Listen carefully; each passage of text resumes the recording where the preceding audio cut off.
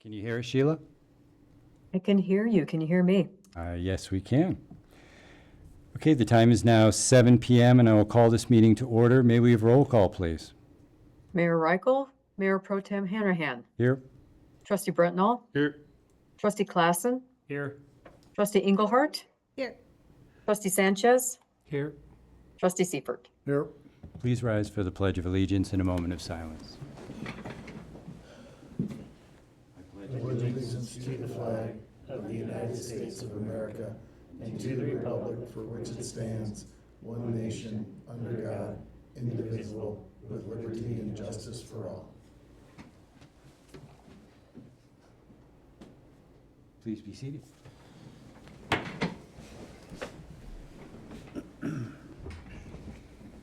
The first item on our agenda this evening is public comments. Persons desiring to make a public comment on items not on the agenda, please activate the raise hand function in the meeting program. Sheila, do we have any emails or voicemails? No, I did not hear from anyone today. I do not show any raised hands. Okay. Do we have anyone signed into the chambers? We do not. Did anyone forget to sign in? Everybody's here for something. Great. Then the next item on our agenda this evening is the consent agenda, and it includes the following 6 items. The minutes of the June 22nd, 2026 Board of Trustees meeting, Burning Mountain Pizza and Subs LLC renewal of hotel and restaurant liquor license, resolution number 25, series 2026, a resolution supporting the Hogback Route temporary funding, resolution number 26, series 2026, a resolution supporting the Town and Aspen Valley Land Trust's acquisition of Waldenburg Island, the application for grant funding through the Great Outdoors Colorado and additional funding request therein related. Number 5, resolution number 27, series 2026, a resolution of the Town of Silt, Colorado temporarily suspending the collection of the town's cigarette and tobacco products tax from July 15, 2026 through December 31st, 2026. And finally, resolution number 28, series 2026, a resolution of the Town of Silt, Colorado implementing stage 2 fire restrictions. Do we have Mayor Pro Tem, can I add an update, if I might, on the Burning Mountain liquor license renewal? The lease has been received from the applicant, and it is good until July of 2031, so that condition of approval can be removed.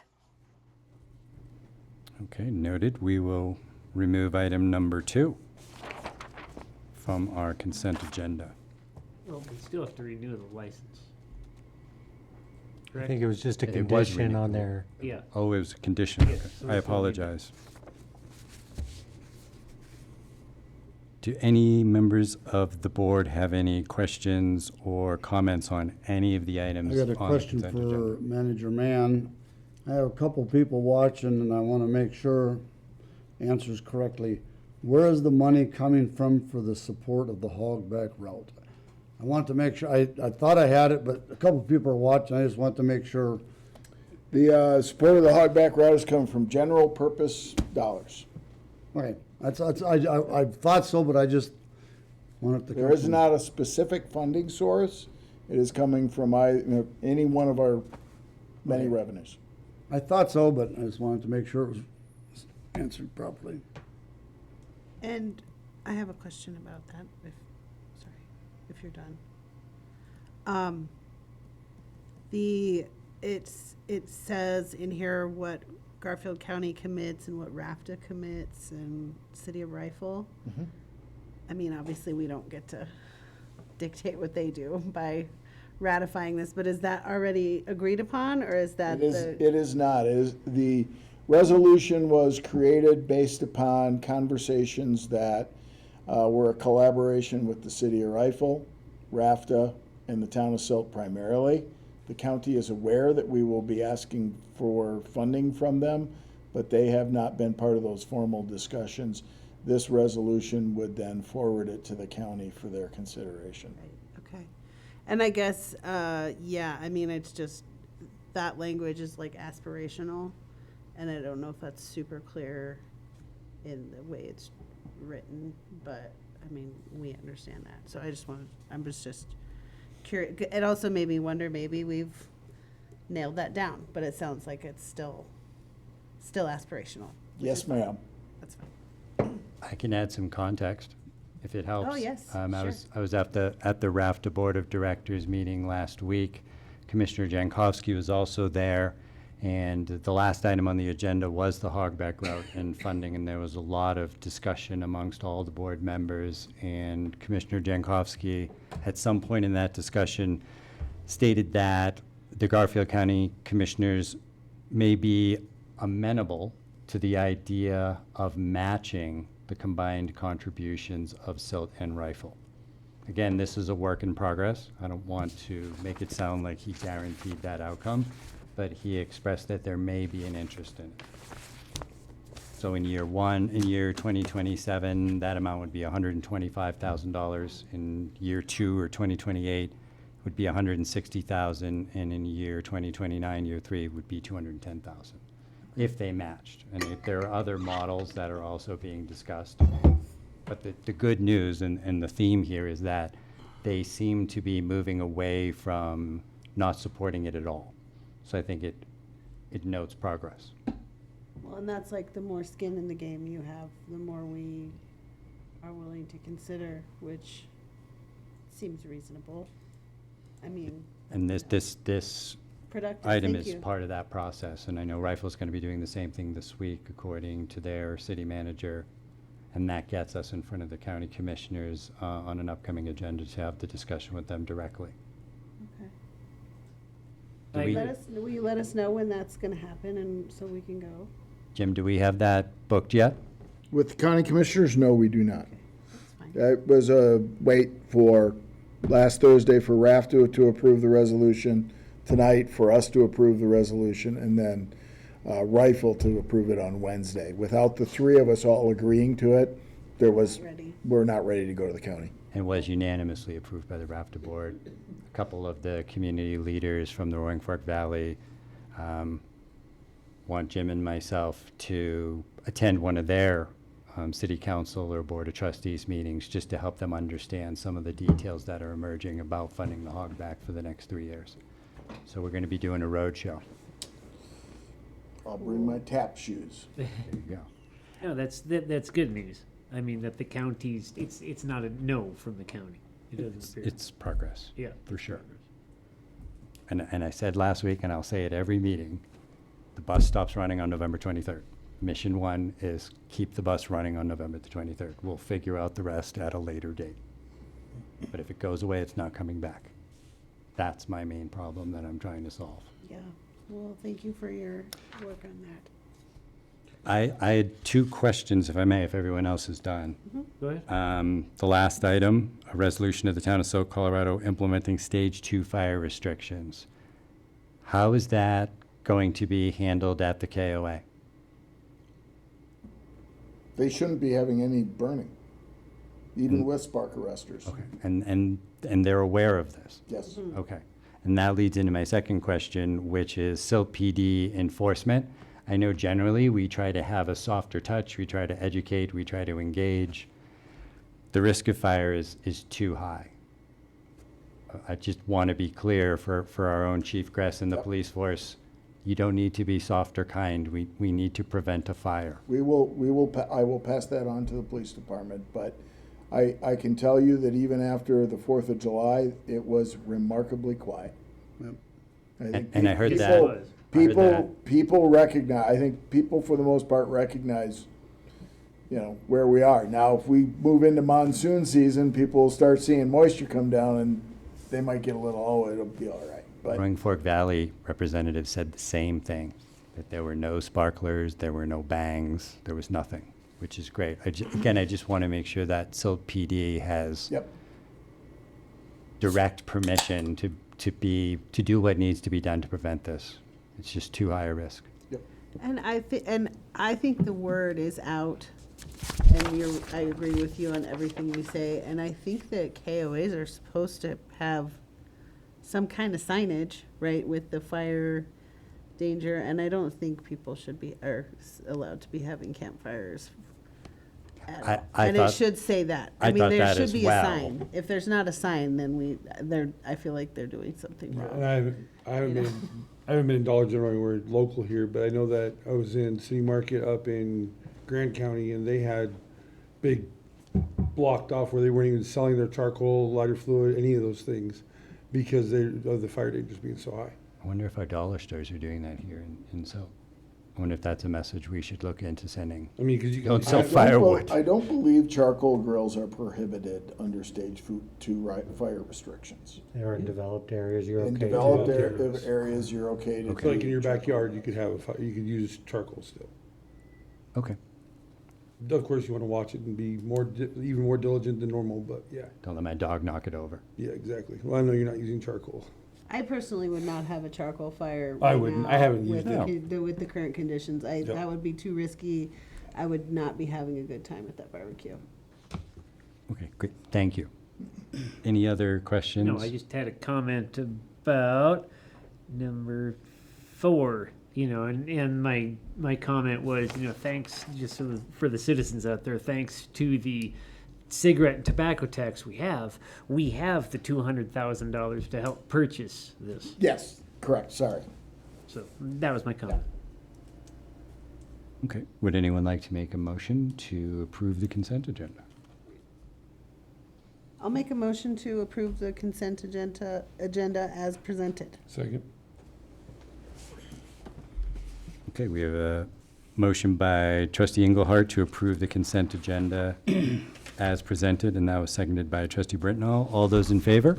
Aye. Any opposed? Motion carries unanimously. Do any of the members of the board have any conflicts of interest with anything on the agenda this evening? No, sir. Does staff have any agenda changes this evening? We do not, sir. Any members of the board have agenda changes or additions? All right, then the next item on the agenda is Garfield RE2 Riverside Middle School Facility Improvements with Trent Backich. I will turn this over to Manager Mann. We have with us this evening Trent Backich from Riverside Middle School. He asked for a few minutes tonight to give us a presentation of some upcoming improvements over at Riverside Middle School. So, Trent, Come on. have at it. Thank you very much. Hopefully, we've made you co-host so you Yeah, can well- share your screen. See if we can get that going here. I'm gonna plug into that. Is all that with you guys. I'm joined by Karen Satter. She's the principal here, or principal at Riverside Middle School. And we really do appreciate your time and granting us the floor to present some upcoming projects that we have at Riverside Middle School and how we're looking to move forward and potentially progress with those and how they impact, the municipalities of both Newcastle and the town of Silt. So here on I just want to make sure that I can present. Was I included as a host by any chance? You should be, I'm hopeful you can share. Okay. He was added as a co-host. Okay. So.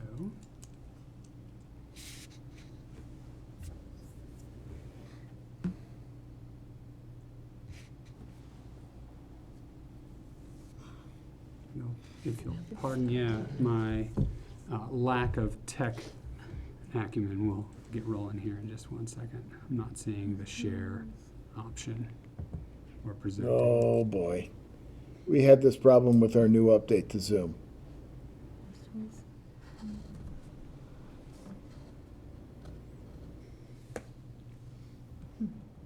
Yeah, I don't see it. Yeah.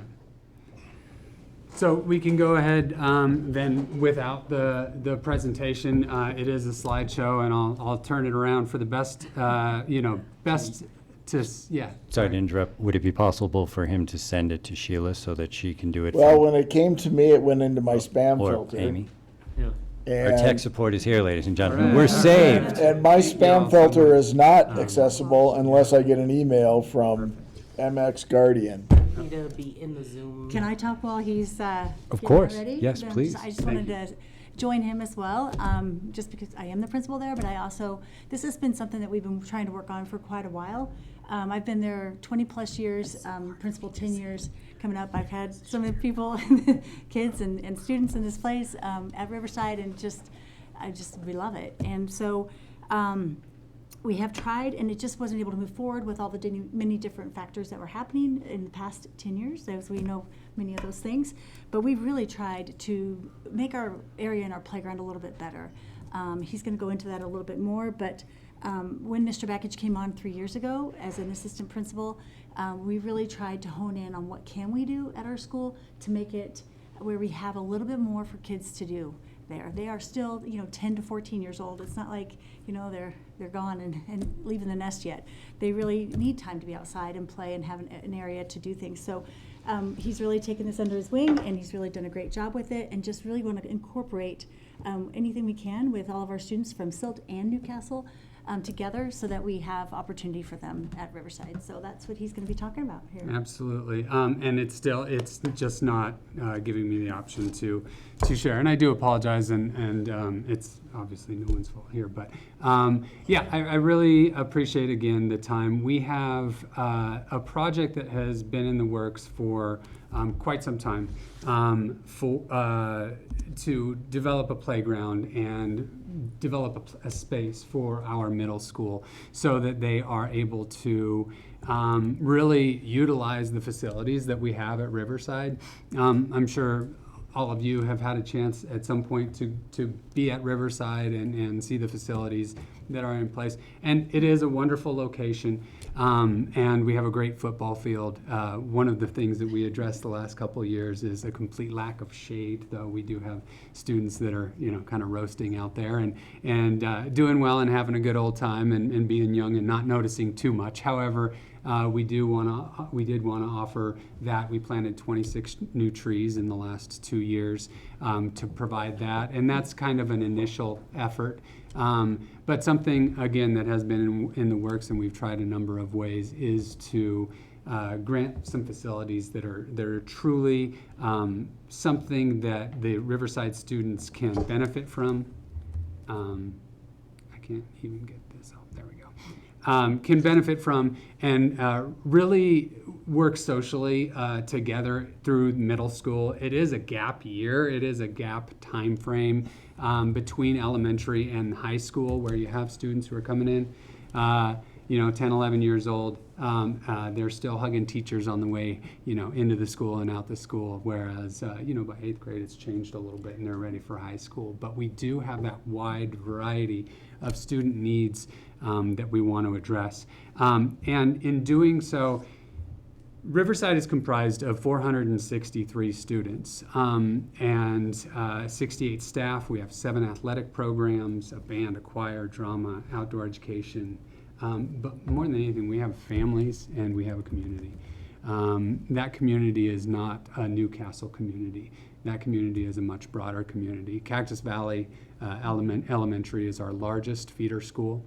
They represent roughly 40% of our population at Riverside, which, when it comes down to it, it's hundreds of residents of Silt that are represented year in and year out as they come through our school. And we are looking to develop a community facility, a playground that is beneficial to the students at Riverside, absolutely, while they are in school, but also to the communities at large, and have a facility so that students and families can come and really recreate and enjoy the grounds that we have, because we do have a very large area for soccer, football, but to expand that out and have families able to just enjoy the space is something that we would really hope to achieve.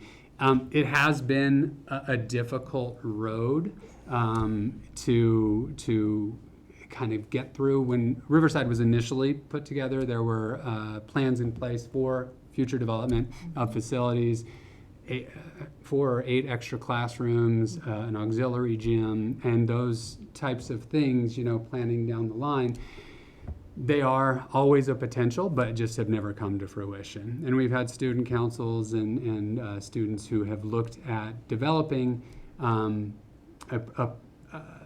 a playground, and it just hasn't really gotten off of the ground because mainly the funding. The funding is kind of that big piece. Tonight, we're here to ask for some support from the town of Silt. There are multiple ways to support the program, but really recognizing that it is of benefit to the town of Silt and its residents to have this facility and to throw your support behind the facility to recognize the residents is what we're hoping to achieve. I'm so sorry that I have to do this, but we do have these are the plans that we have for the request for proposal. Now, if you do know and you can in your mind's eye think of the north end of the football field, there is a kind of a barren space up above where the blacktops are on the east side of the school. That would be our area that we would be locating this playground. The playground itself is comprised of a number of different components. We have 5 gems, as they're called. The architect calls them the gems. Those are the actual playground equipment. They would be comprised of 2 large rope summits that you've seen. They're modern, sleek design, very, very safe. All of the fall zones and everything have been figured out. Kind of your classic jungle gym and swing set as well. We have what is a new addition. It's called the Bamboo Jungle, and it's more of kind of like these bamboo, not actually bamboo, they're metal, but with platforms that students can walk around. Also an outdoor volleyball court, a massive shade structure, just really all of the components that are in play to create a space for the Riverside students to not just have to kick around a soccer ball and a football. No knock on that. I'm the athletic director at Riverside. I love the athletic component. But we do have students who are, have a diverse range of needs and things that they want to do, even if it's just getting out of the sun. And so we're really looking forward to developing that for the Riverside community, which includes, of course, the towns of Newcastle and Silt. And I'm hoping that we can get the copy of that Yeah. emailed to us maybe after the meeting, and then I'll get it we'll look tomorrow at in my spam report. Yeah. So, but then we'll look at it, and I'll get to check out all. So you're thinking this is not good enough? Like, No, it's good, Just joking. but I'll look at it again, Okay. larger. Yeah, no, for sure. I completely understand. So we have this timeline that we've been working on. The early stages included the upgrade of the outdoor facilities with those 26 trees. By the fall this year, all pre-planning, state approvals, vendors in place, excavation, and funding secured for planning the improvements. By winter of this year and early next year, volleyball court and shade structures ideally in place. Those will be the first components. And then by phase 3, which would be spring of 2027, so just this spring coming up, we're looking for completion of the grounds. It seems like it could be a truncated time frame, but when we've looked at other playgrounds, the actual installation of the equipment by the vendors is a really quick turnaround within about a week, actually, of getting all of those pieces. So if we can get that planned for spring break, that's the time frame that we're looking at. And we have a number of partners in place already. Boundaries Unlimited are our civil engineers, Jeff Johnson Architects. We've been working with them already. Redneck Excavation has actually donated the excavating to the project, which is a huge boon to getting that moving along. We're working with Star Playgrounds. I'm not sure if you're familiar with the new improvements to the KSC playground, but that's the company that they utilize there. Of course, Garfield RE2 is supporting us. Riverside is doing we're doing our own fundraising, and then the town of Newcastle has already committed to support as well. Some of the ways that we have done our own fundraising, we have obviously skin in the game. We are really putting all of our fundraising efforts into this. We're committed, the families and the community is committed. We've gotten personal donations. We have a family fun night, a Mad Mathathon. We have an annual yard sale. business sponsors. We sell signs in our gym and outside of our building, who they have all contributed, understanding where those monies are going. We're going to have athletic contributions, and then, as I said, community and family donations. One of the interesting pieces of the what Star Playground offers with the commitment is they do have a community day for installation, and they offer, typically it's 10% across the board for all of the equipment if the community comes together. So we're planning that piece to come together and have it really be a community project on that installation day. And then our main source of funding that we're looking at is the Federal Mineral Lease District grant, which we're applying for here on the fall cycle. We're going to be having the grant wrapped up in August. The considerations are during September as the time frame, and then the award comes out in October. And really, that is another piece that we're hoping that the town of Silt would be willing to get on board with, in terms of co-sponsoring that grant with the town of Newcastle, who is on board to be a co-author for that grant. We would love that support. It is my understanding, and obviously you can correct me if I'm wrong, that the town of Silt doesn't have any specific projects related to the Federal Mineral Lease District for the fall. So I don't think that there would be a competitive issue there if you were all willing to throw support behind that and be co-sponsors of that grant piece. But again, if I'm incorrect in that, please let me know. Just to kind of wrap up what we're looking at here in terms of numbers, I have a whole list. When it comes down to it, the bottom line is, and this will come out in that email and you guys will be able to have a chance to look through it, it's a $500,000 project. And our school is doing our best to fundraise and have fun nights and those types of things. But you know, when you're chipping away at things $4,000, $5,000 at a time, you're pushing back these opportunities for the middle schoolers, as we've already seen, a decade or two down the road. And when people are putting their money in and they're offering donations and time and support, they really do want to see something that benefits the community to move forward. So we would hope that the town of Silt would be comfortable with supporting that. By combining the efforts of the town of Silt both financially through grant sponsorship, Riverside Middle School looks forward to providing students and staff, the community at large, with a facility that'll enhance educational and recreational opportunities to our families. And once again, I just really appreciate your time and hope for your thoughtful consideration to help us move forward with this project. Thank you. Thank you. Yeah. Any questions, comments? I do not have any. Nope. I have a few questions, if I may. Absolutely, please. You said the cost of the project is $500K. Mm-hmm. How much funding have you secured? Yeah, so we have personal funding right now, Riverside and Garfield RE2 School District, we're at about $40,000 for that piece. The town of Newcastle has already committed they haven't committed a specific number, but they've committed a similar number to what they committed to Catherine Senior Elementary Project, which was $20,000.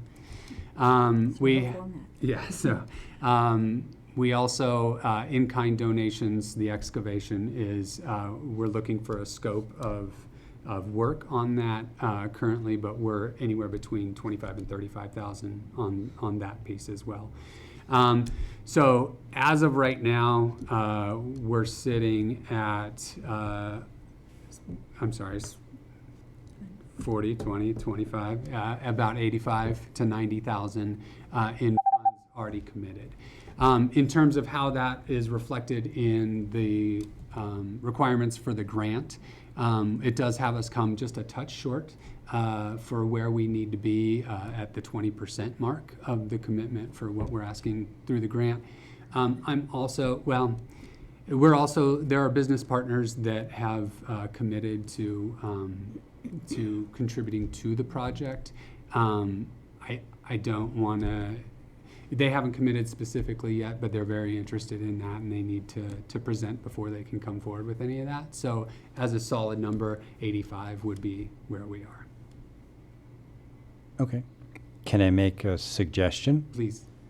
Reach out to the Chambers of Commerce, Newcastle's as well as the Colorado River Valley, Okay. because I'd be willing to guess that a good number of those business owners either have had kids go through the school Sure. or will, Yeah. right? So absolutely. in essence, they're funding their own kids having these additional spaces. Right. Thank you. Appreciate that. Yes. Let me just clarify a little bit on the Federal Mineral Lease District. The town is planning on filing for an individual town grant, traditional grant, for what would be Phase 3 of the Grand Avenue project. We've traditionally used our fall application. Joint applications do not preclude us from doing a traditional grant application. There are 2 other items out there that we're addressing that we have already one in progress that's a joint application. Last fall, we worked with Garfield County Housing to secure funds for remodeling Silt Senior Housing. They did not fund the entire project. There may need to be a second phase of that. We're still working through, we don't know. And then the other piece is the Waldenburg Island purchase, which that was another source of funds that we would look at, that we were going to try to partner with our other community groups, because one of the ideas is to create an outdoor classroom out on the island. Yeah, and sorry to piggyback off of that, one of the pieces of the playground we actually do have, so it's terraced down into the football field. We have an outdoor education setting that we are implementing as well, which is multi-purpose. It can work for, of course, the classroom if a teacher wants to take students out, but it also is a great communal area as a part of that. I know that's separate from what you're discussing, but thank you for putting that bug in my brain there. I left that out. So potentially you have 2 joint and 1 traditional. 3. Yeah. so Joint. total. And we don't know what the rules are with federal mineral lease because they've never clarified whether you can participate in more than one joint grant Right. application.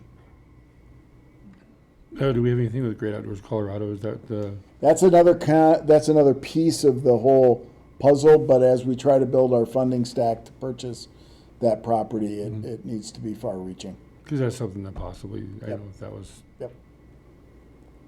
So as we learn more about the limitations between what we can advocate for on behalf of the town, maybe we can find another way to be supportive of your project.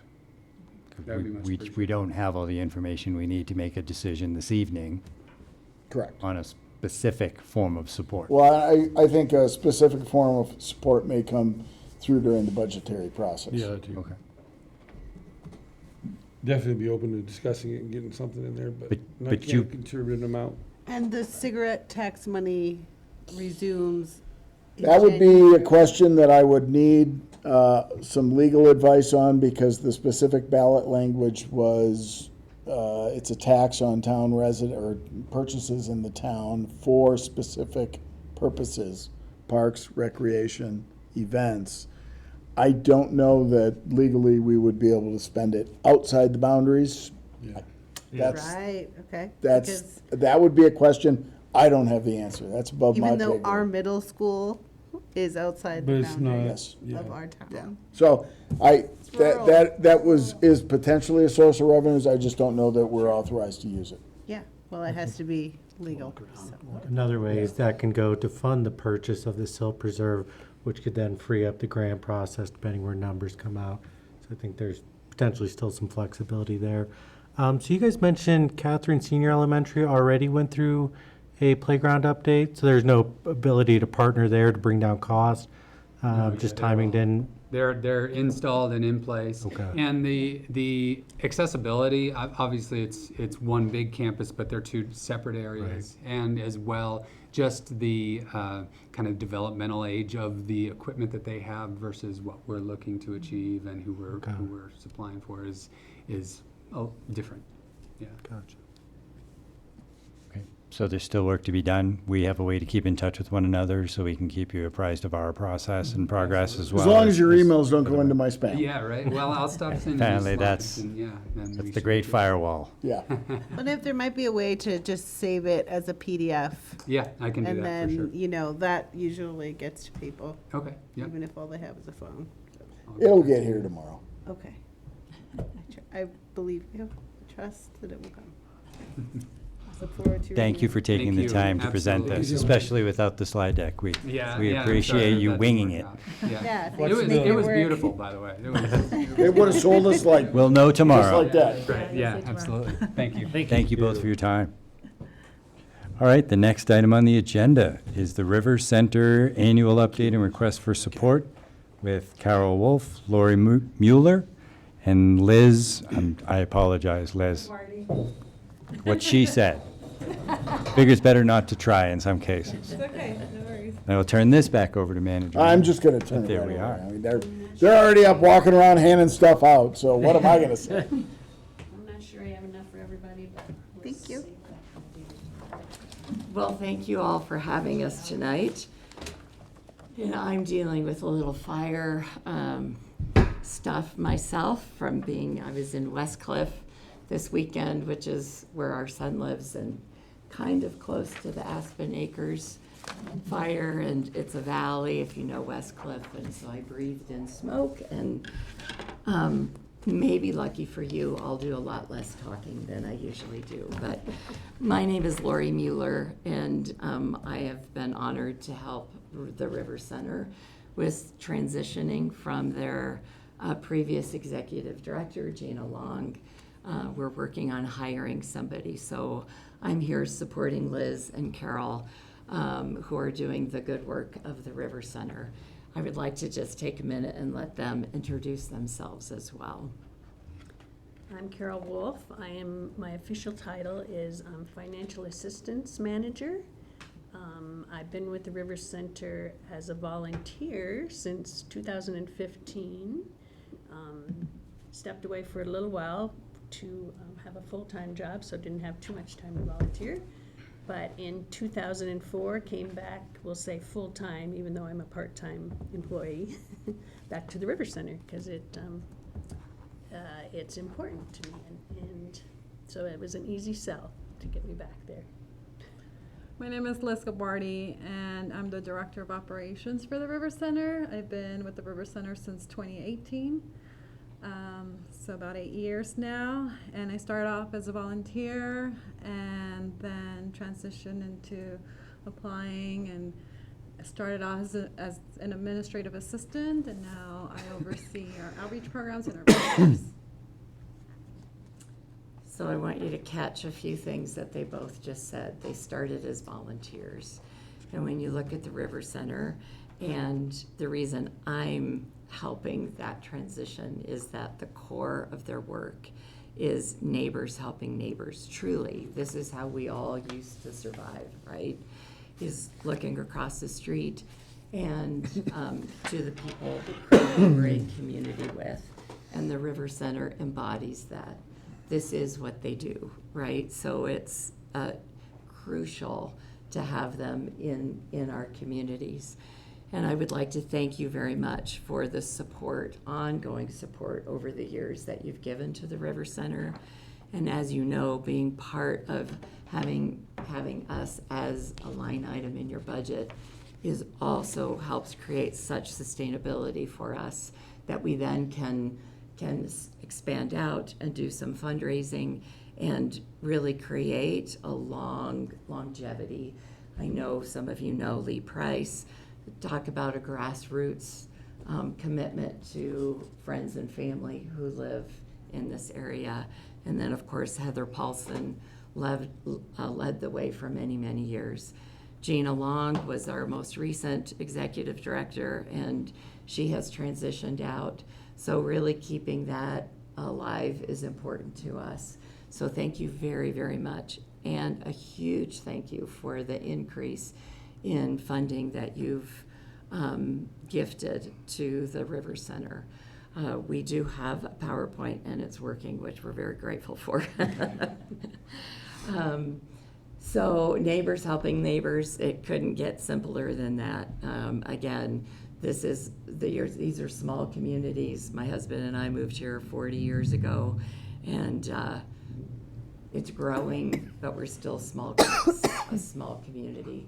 I don't recognize any of your faces here. And so we are growing, right?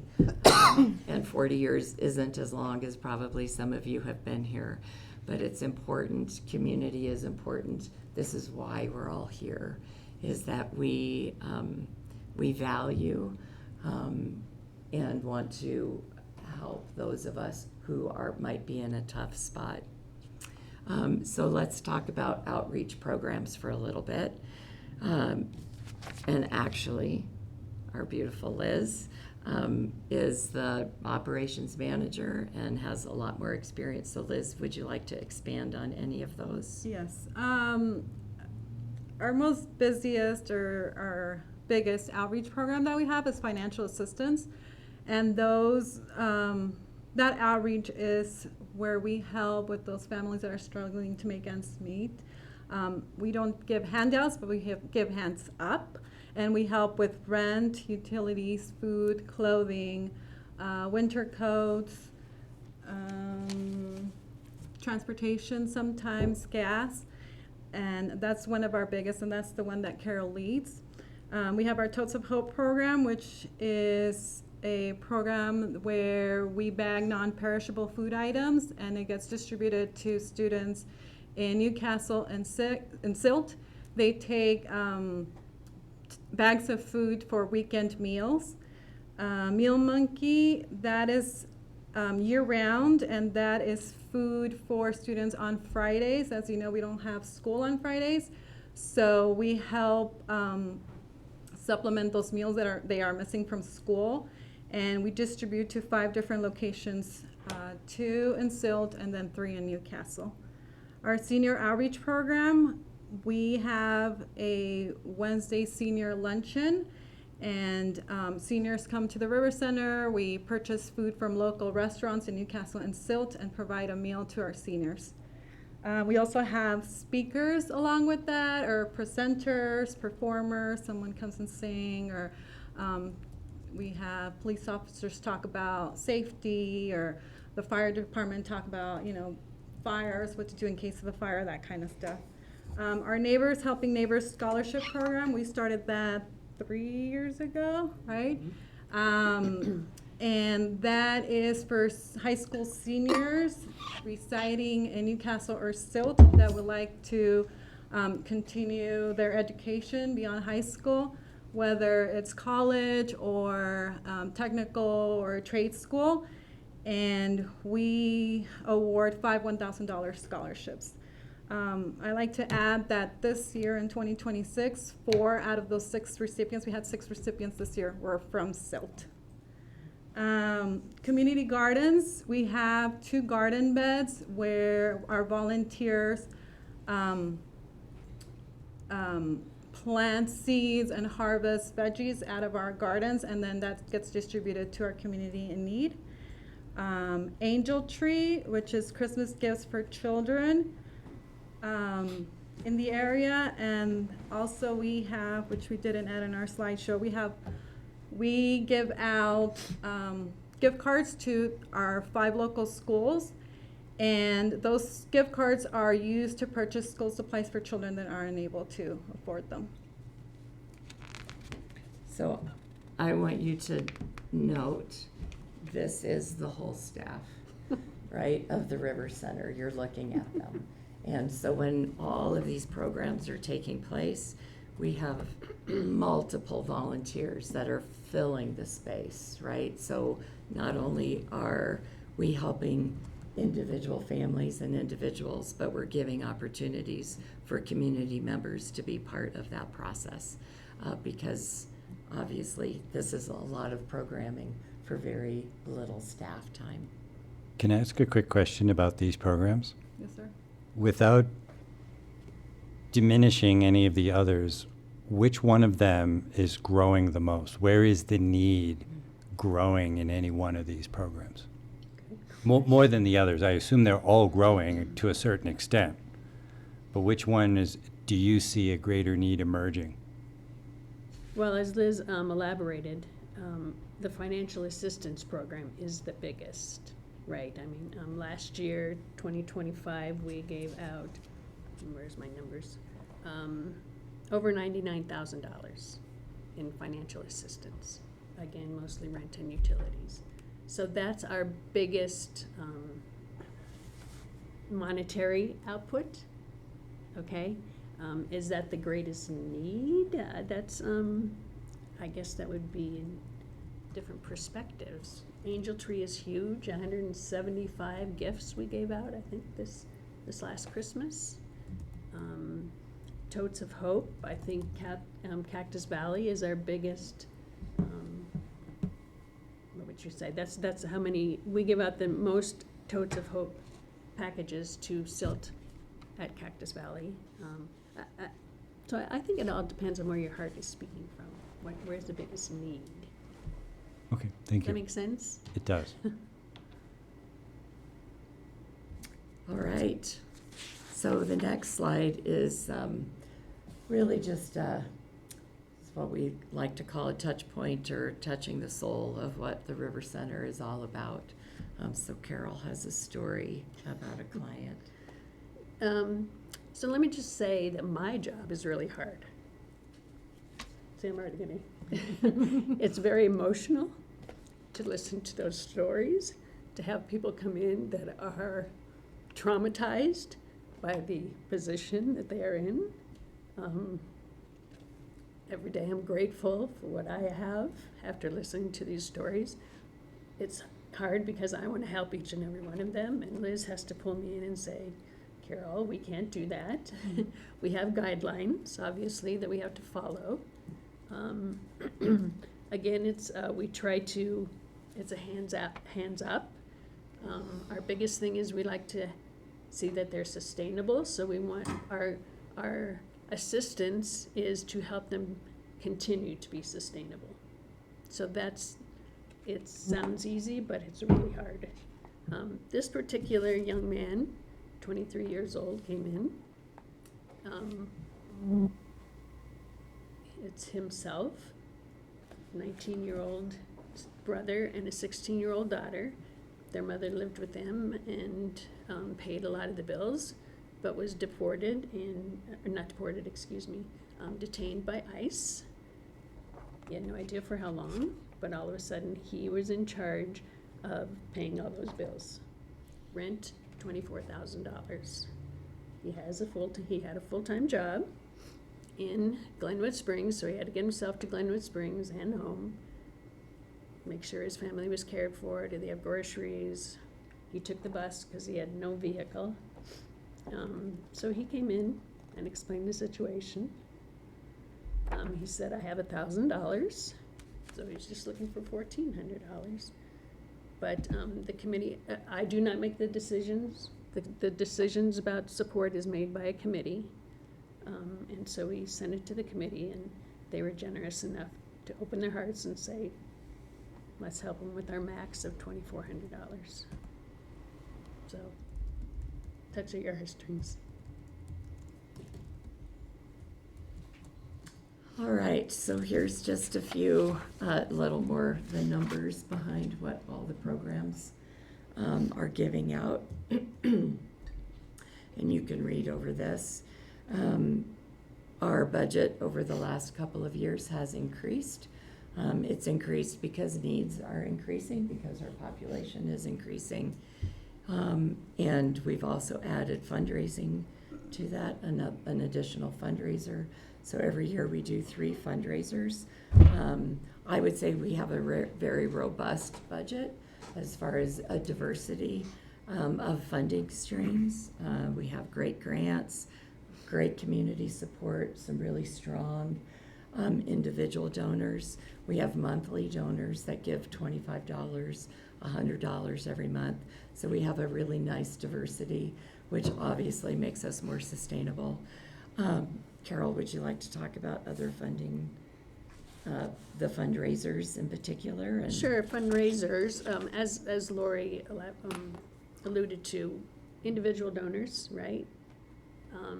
City government donors as yourselves, so thank you very much for your support. We have grants. We have, and then we have fundraisers. We have 3 fundraisers. One is, we call it the Adult Prom. We have it in February. It's a lot of fun. People get all dressed up in their gowns and corsages and and it's fun. We have, I'm gonna skip the big one, but we have a 5K fun run in September in collaboration with Burning Mountain Days in Newcastle. Not a huge fundraiser, but it's fun and it's kind of a nice community event. And then our big one is a golf tournament that we have. And we have a lot of business sponsors that help us with that. And thank you, Town of Newcastle, for participating in this year's, Town of Silt for participating in that this year. That was fun. So yeah, those are our three biggies. So I don't know if you all have questions for us and how we operate and the impact that we have, but that is our presentation. Any Is that time is questions up? from the board? That was perfect. That was That well was like played. your- Perfect timing, yes. That just helps keep us You've on been- track. you've been We're not gonna kick practicing. you out yet. That's perfect, that's great. Exactly timed perfectly. I don't have any questions. Thank you, guys. I know that it's hard work and that's secondary trauma that you're experiencing, dealing with all those traumatic stories, but it's really important, so It is important. thank you. I have a funding question, and I'm thinking strategically, like 3 to 5 years, when you look at the cost of the programs and delivery and the grants that are available to you.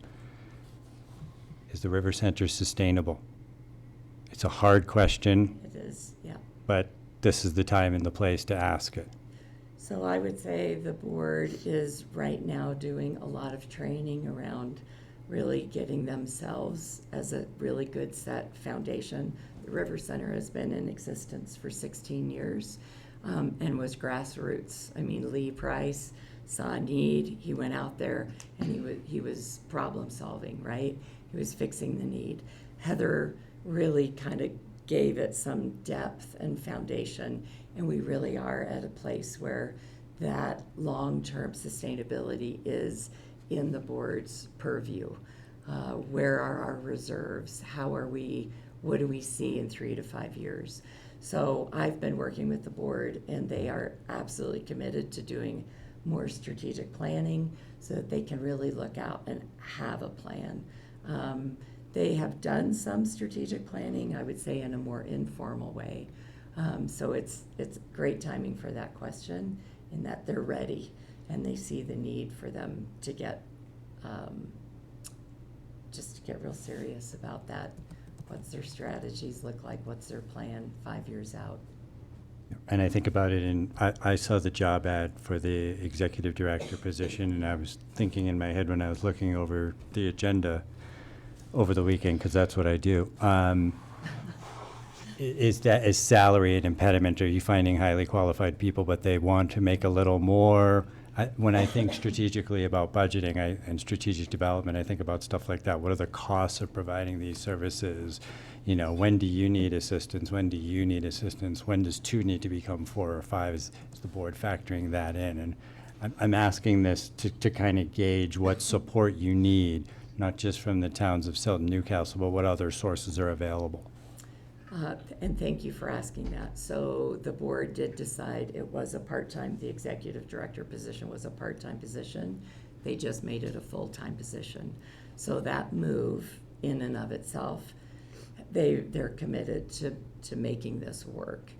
I would say benefits, there are no benefits that we're offering for this position, which is that's a hard thing. People are looking for health insurance, bottom line. But the salary increased and they made it full-time.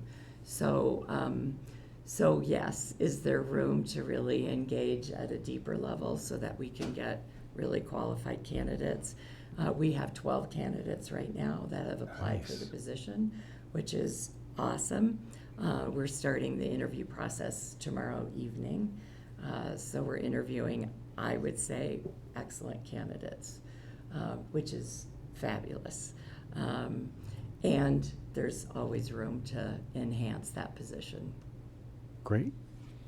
You're going to increase your workforce by 50% by hiring one person. Yes, yes.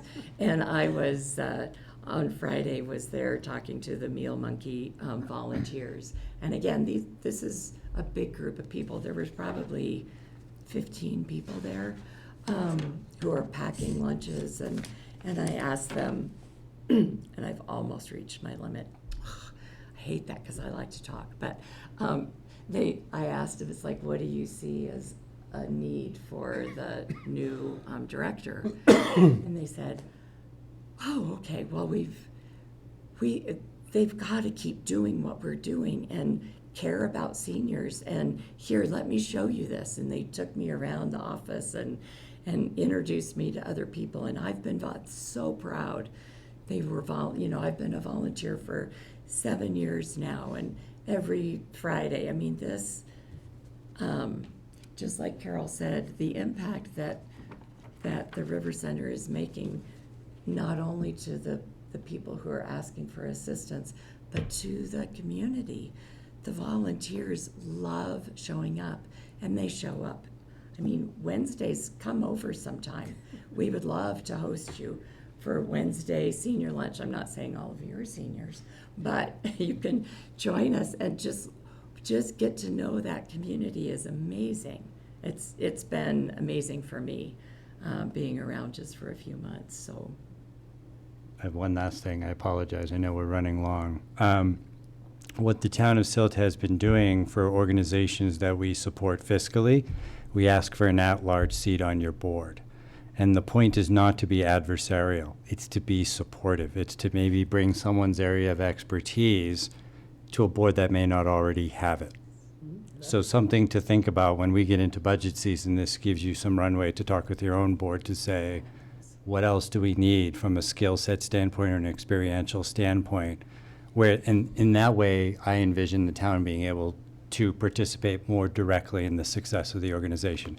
Again, it's not intended to be adversarial or to limit what you can do. It's to expand what you can do. yeah, thank you. Yeah, Emily is part of our financial assistance committee. Emily Bauman. Okay, great. Yeah. I would just connect the previous presenter and with your guys' network of community. Hopefully there's potential connection there for some synergy just in that kind of community event day that you described. And maybe you can also put it out to your network. Seems like another way to kind of continue that mission that you guys are on. Absolutely. Fabulous. Do you have a budgetary ask for this year?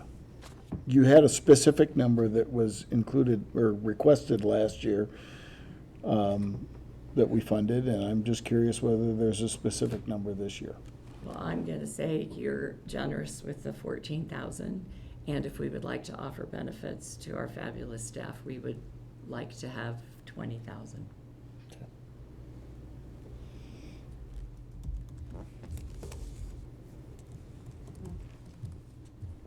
Okay, Thank you great. all very much. We appreciate Anything your else? time. Thank you so much for your time and coming here. We appreciate it. We appreciate you. Okay, the next item on the agenda is the consideration of support of a partnership project with the Colorado Department of Transportation regarding mile marker 97 interchange improvements. I will turn this over to Manager Mann. All right, this one I'll actually talk on.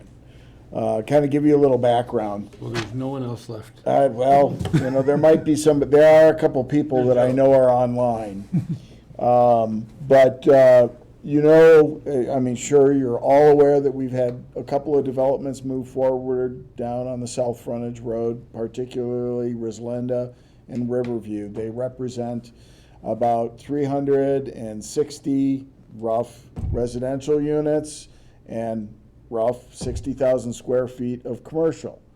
CDOT requires, because the developments are accessing CDOT right-of-way, which the south frontage road is right-of-way, CDOT right-of-way, they require you to go through a traffic study, and then they make determinations. After a long drawn-out process, where CDOT decided that they should aggregate the Rislinda and Riverview developments, CDOT came back and saddled the two developments with a $1.9 million bill to gain their access permits. And there are 4 phases to improvements that CDOT is actually considering. The total improvements, rough number, is about $8 million, and that includes phase 1, which is set to be bid this fall and constructed in the spring of 2027 or during 2027, which is a Intermountain Transportation Region funded project. Phase 2 is the expansion, widening, and lengthening of the westbound off-ramp, which CDOT came back and said, well, that's Riverview's project. And then phase 3 is the signalization of the westbound off-ramp, westbound on-ramp, which they said, oh, that's Rislinda's price tag. What's the signalization mean? Like, Traffic light. Just to put a light up? Okay. Traffic lights. And then phase 4, which is probably the bulk of the improvements, is the creation of a roundabout that would have 5 spokes to it, which is the 2 spokes on South Frontage Road, the on and off ramp, and then the overpass. Those are the improvements that they're talking about. When you look at the traffic counts, right now about 77% of the traffic travels north into town. After the Riverview and Rislinda developments, that will still be 58% of the traffic will be traveling north into town. Those counts do not take into any consideration the Heron's Nest development, which is in preliminary planning stages, or Camp Colorado additions, which they have been talking about as well. So that's kind of the big picture to look at it. So the bottom line is, CDOT is looking at these 2 developments to say, here's your $1.9 million bill for you to gain your access permit. Get your checkbook out and write us a check. Well, it's not even write a check. Cause these improvements to go in before you get your access permit, which anytime you look at a bill of $1.9 million or a construction project that they have to add on top of their construction project, it's going to have a chilling effect on the viability of those developments. So in one of the early conversations we had with CDOT, they threw out there that, well, the town could enter into an IGA with CDOT, and we'll give the access permits, and then you, Town of Silt, writes us a $1.9 million check at the end of those projects when we're done, or whenever they decide they need $1.9 million. It's a very nebulous when the money is going to be due. The issue with that is it puts the town at risk, or it puts the town in control or responsibility of spending the $1.9 million regardless of whether any development actually occurs. And so there are really, 3 different options that the town has to look at this. Town board could say, Rislinda, Riverview, this is your problem, you guys deal with it. The town could say, well, Rislinda, Riverview, this is really most of your problem, but we'll help pay for it along the way. Or the third option is that you enter into this agreement with CDOT and you look to get some security that some of those costs are going to be covered along the way. From them and from the other people that you. So let me just roll through this. Sorry, I apologize. So when you look at the traffic counts, the majority of the traffic is still coming north, but when Heron's Nest and Camp Colorado conclude their developments and anything else, it's probably going to come close to a 50-50 split in terms of where the traffic is going. So if the town were to enter into an IGA with CDOT and say, we're going to cover half this cost, so $950,000, rough number. And then Roslenda, Riverview, you're going to cover the other $950,000. And then we provide some sort of mechanism for cost recovery for anything that happens at Heron's Nest and Camp Colorado to reimburse Roslenda and Riverview. That would be one concept of starting to kind of deal with these costs. I would also recommend, or I do recommend, that because the town has a construction impact fee of $771 per residential unit, that should be used to offset Roslenda Riverview's costs associated with this project. That we should just say that's how we're going to use those dollars. We also receive those construction impact fees on a wide variety of other developments. We've got Painted Pastures, the next phase. We've got the next phase of Stony Ridge. We've got Camarillo. We've got infill that's happening. You've got Iron Horse Mesa or Mira Loma, whichever. So there's a number of other construction impact fees that are going to come in, that a portion of those could be used to offset the town's costs. There's another piece to this that I think we have to consider, is that we should be collecting an impact fee for every residential and even commercial development to a certain extent that is happening, because it's all going to impact that interchange. All our traffic is focused there. These are not the only improvements that CDOT's going to require as we go forward. I've got a meeting with them tomorrow to talk about the 9th Street roundabout and the overpass. And I'm not even sure where that one's going yet, but I'm sure there will be an ask on there. But that's where an impact fee can help us kind of recoup those costs. The last kind of piece of this that I'll bring up at this point is that the economic engine that's going to be developed or created, created by these developments on the South Frontage Road, if you were to place in a tax increment finance district, which is where you create a district, has a boundary, you negotiate with the other taxing jurisdictions, including the town, to forego some of their future property taxes. It's not an added tax. It's a diversion of existing taxes that would be generated on only the new value that's created. That would be another economic engine that you could use towards some of these projects and some of these other projects that we have going on. So I would encourage us to look at that concept as well. The two developers who are online this evening have also indicated that they are interested in the concept of a public improvement fee, which is not a sales tax. It acts like a sales tax, but it's a fee added to a point of sale that would then be used to further offset some of these costs. Or in this case, I would say, if the Roslenda and Riverview developers were to create the PIF and put it on their point of sales, that money would go back to them to offset their upfront development costs. So that's kind of in a nutshell. My recommendation is that you move forward with a partnership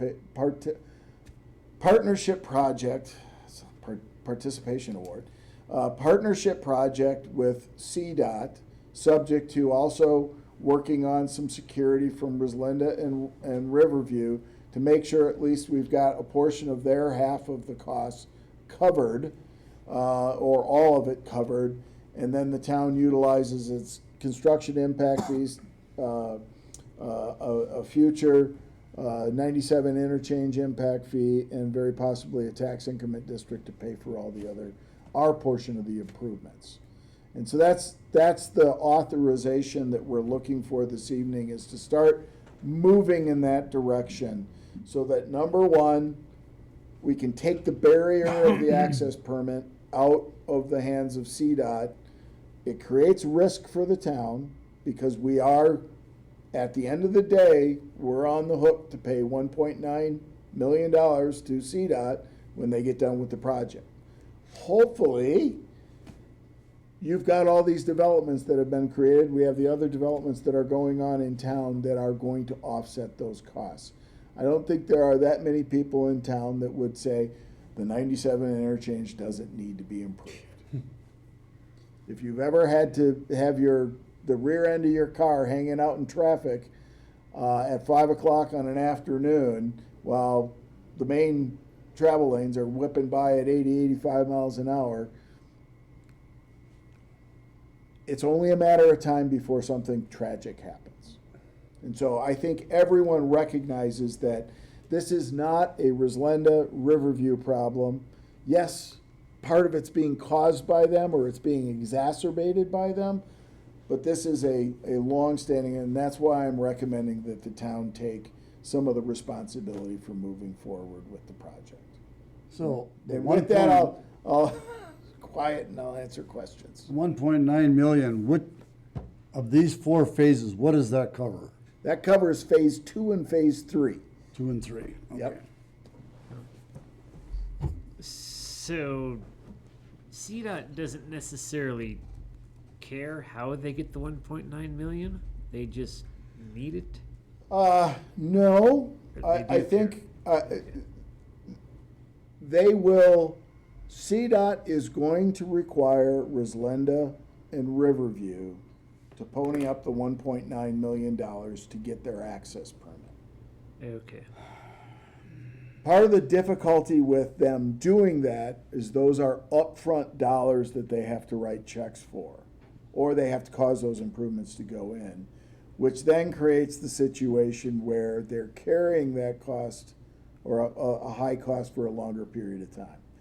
Every time you add those dollars onto the front end of a project, it makes it harder and harder to make it pencil out so that the return on investment is where it needs to be so you can attract the capital to do the broader part of the project. Gotcha. And out of curiosity, how much did Golden Gate have to pay? Because I know they had to widen. I don't know what the dollar amount, I think somebody said it was like $500,000-$600,000 for them to do the widening of the westbound, or the eastbound off-ramp, excuse me. Okay. But that was, Golden Gate went in and Yes, I understand it was Yeah, years it ago. was I was a just number curious of how years much ago. they were dinged. So if one of these two developments were to say table their application because it doesn't pencil out, in theory, any of the future developments along that area would still be saddled with this requirement. that is part of the devil in the details. Yes, it would run with the land. Again, and my recommendation is that if the town is going to assume 50% of the risk, the two developments need to assume some of that risk and have a security provision that when that details, but when that bill comes due, that half is there. Okay. And then if they implement, you said a point of sales to recoup either PIF. PIF there. If they implement that, how does that also work out with then what the town would do in terms of recovery cost? Like, is there a certain point where if their TIF meets their match, then we don't send any money, or how does that? That, again, details. Okay. But in theory, there would be some point. Yes, there would be some point, or in theory, it could be used over a longer period of time to reimburse them for some of the other upfront costs that they have to deal with. You know, when you look at the town, before they even come out of the ground at a building permit, you've got $24,000 of sewer and water taps, you've got irrigation, you've got the construction impact fee, you've got parkland fees, you've got park improvement fees. There's a lot of fees that are out there. And every time we as a governing body add fees, it makes affordability harder and harder to go forward. And that's one of the things that we're trying to achieve, at least with some of the development, is to create some affordable housing. We're also trying to create tax base in terms of tax producing base, but part of it is to generate and help with some affordable housing issues. Well, I mean, like you said, there's what, 77% of traffic is going north. I mean, that there's already enough current residents contributing to that issue. It just really seems like that's an unduly burdensome thing to ask of those two developers. And it's already an issue that is, you know, it belongs to the town. I do think that they should help. Yeah. And I think all the developers should help, not just two, and I think it should be proportional somehow, but that just seems very unfair to these two. I have to make a comment from Attorney Sawyer, because I promised I would. He had a little heartburn in some of my language, but when you look at $8 million worth of improvements, and when you consider impact fees, you have to control for deficiencies. The $6.1 million that CDOT's putting into the project is the control of the deficiencies. So if somebody out there in TV land is listening and thinks, oh, they're not going to be able to put that impact fee in place, CDOT doesn't push deficiencies back onto new development. They push the added capacity, so to speak. And that's what that was their determination on that $1.9 million. So basically, CDOT's saying that 6.1 million is a current problem, the 1.9 is the additional problem, so that's where they're splitting it. That's That their makes logic. sense. That makes sense, and that does help clarify. So thank you for that. And I think that, you know, we obviously did we think about asking them to change their mind or reconsider this calculation at all? Or is it better if we just take ownership and divvy it the way we see appropriate? Because they do have a lot more to deal with than just this. So I am sure one or both of our developers online would love to comment about the methodology and changing it. We have had that conversation. The access control manager has been rather adamant that the impact of these developments on the South Frontage Road can't go unanswered. Okay, great. Well, and I knew if I asked that, I would get like an eye roll. So I understand. I did not roll my eyes. And I just knew that was a question where it's like, oh, we, you know. I would love to fight state government on this, but 2 years from now, we won't have a conclusion. We won't get anywhere. That's what I'm saying. And If it's not worth it, then 2 years from now, I think both of our developers will have walked if they don't have access permits and an ability to construct. Yeah, and I think if that's not really an option, then I agree that this is smart to for us to sort of take more, more of the managing it and divvying out the responsibility, because we do have a lot more insight onto who's using it, I think. Well, it's an investment. As a town takes control, it's an investment over if Heron's Nest develops, those construction improvement fees would then go back into the towns. They get some of that money back eventually. Well, I was suggesting, because we're suggesting that the Roslenda and Riverview developers have to secure 50% of the construction, the 1.9 million. The Heron's Nest and Camp Colorado fees would be reimbursed to those developers, because they're the ones that are putting that money out there in the first place. And it may be short-lived, or it may be over a much longer period of time. And that's, and Gregory is here this evening, and can comment as well, but in the Attorney Sawyer's memorandum, he talked about the fact that those CIF revenues come in over time. We're not going to get 70 multiplied by whatever it is from Camarillo on day one. it happens at building permit. But when we sign the IGA, we have written a check for $1.9 million. It's just a matter of them invoicing us. And that's why I believe there needs to be some security backing at least a portion of this. Put a toll booth at the top of each on-ramp, off-ramp. That'll help traffic. Well, everywhere else got a toll booth, so we could put one on there, put a transponder, everybody comes off, gotta pay. There you go. Problem solved. For the, Money Says in the 10 years. retired guy that doesn't. 10 years, we'd have yeah, enough doesn't money to ever pay drive for it. This is the guy who takes the frontage road every day. Just, it was you're looking for ideas. No, it's. Yeah. For the district on the tax increment financing, what is just potential boundaries that you would throw out? Would it just include the frontage? Could it encompass So- some of these other new developments coming on? As these developments were being contemplated, I've always been kind of working in the background to look at a tax increment finance district that would use some of that economic engine to do a variety of other things, including some downtown redevelopment. So that would mean some of the downtown would be included in that district. But also recently, with our conversations about purchasing the Waldenburg Island, some of the trail system, those are additional projects that would probably be something that we would consider.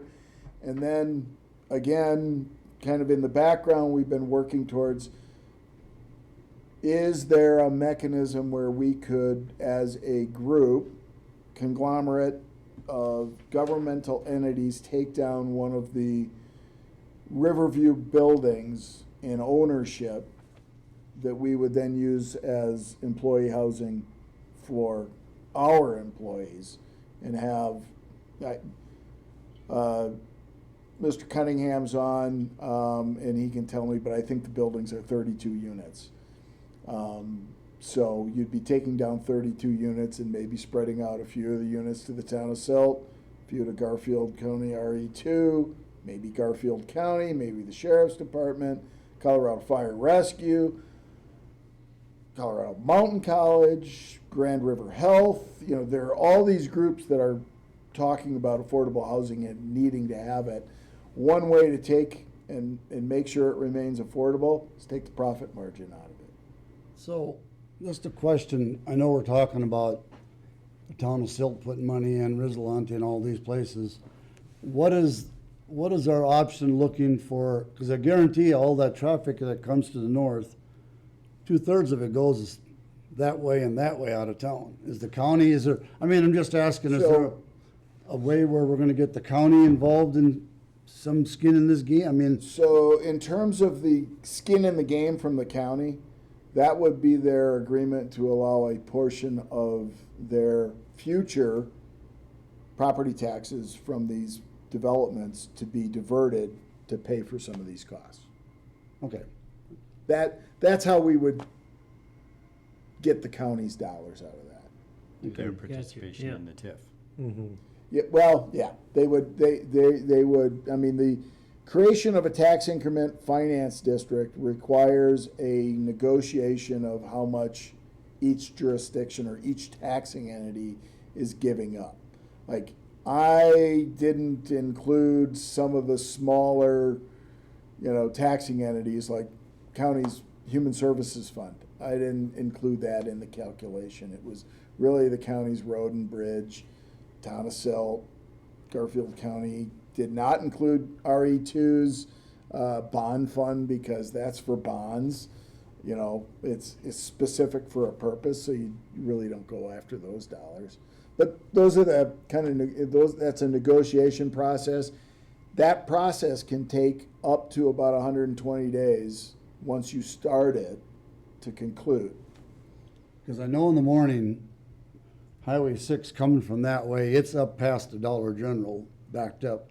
And all of that traffic, not one is coming from town, it's all coming. So and in the evening, it's the opposite direction. You got to go that way, it's bumper to bumper heading towards Rifle Miller Lane. So that's why I was just getting, what their thoughts were on it. And a bunch up First Street too. It's in the mornings and evenings, First Street's just jammed. Yeah, and this really comes down to, an equitable split of the costs that are falling essentially to the town, the $1.9 million. And that's where, you know, a good portion of it needs to be financed through town mechanisms versus financed through the development on the south side. I would echo some of the sentiments that, yes, these two developers, feel like burdening them with the entire improvements doesn't seem fair, because there has been a lot of other impacts that have created the need for those improvements. And so I think the town being part of that partnership, it's an asset, we're invested, right? It's an enhancement to our community and the safety component. I mean, for me, your recommendation in the partnership with CDOT, you know, trying to set up some of those different revenue streams, and that feels like a good approach that's moving this forward, and then hopefully bring some of those other groups as well with the skin in the game in the future, and them allowing to, yeah, I guess work with the potential revenue that would be created via this future development. So I have two questions, and they're extreme, so almost opposite ends of the spectrum. Number one, what happens with option 3, the partnership, if neither development ends up happening? And I'm not saying I want that by any stretch, but we need to acknowledge that there's a greater than 0% chance that that may happen. What position does that put the town in? Because we're effectively the guarantor. We are the guarantor of a check for $1.9 million when these improvements are done. And so any security that we can arrange from the South Frontage Road developments will offset that risk, but the rest of the risk will fall back to the town. Okay, and then So, and in the structure that I put forth, it's a 50-50 split. So the Roslenda Riverview developments would need to come up with a security of $950,000. And that would be in some form that if they didn't develop, we would have that money, that half, when the improvements are done. in the opposite end of the spectrum, if we say no to CDOT now, or this doesn't end up coming together, the price is going to go up for the whole project because, welcome, have you been here before? And their participation or their cost-sharing part may either stay at 6 million or go down depending on other priorities all over the state. Are those possibilities? Like the cost may go up to 10 million and they stay at 6, and now the town and or developers. I'm saying greater than 0%. I'm not asking you to pick I think it's hard to say what the changes will be, other than the longer you wait to put the improvements in, the more expensive they're gonna get. They're not gonna get any cheaper. Right.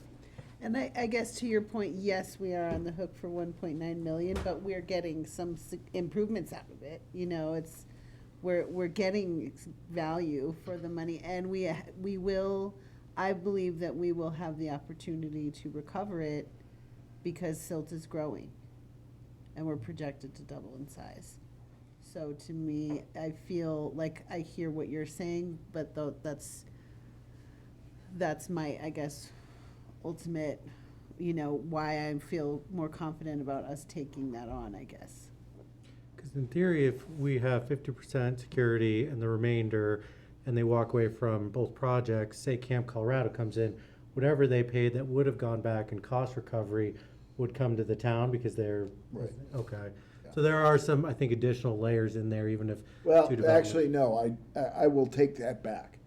If the two developments, Roslenda and Riverview, put up the $950,000 of security, the half, that would be with cost recovery from Camp Colorado and Heron's Nest.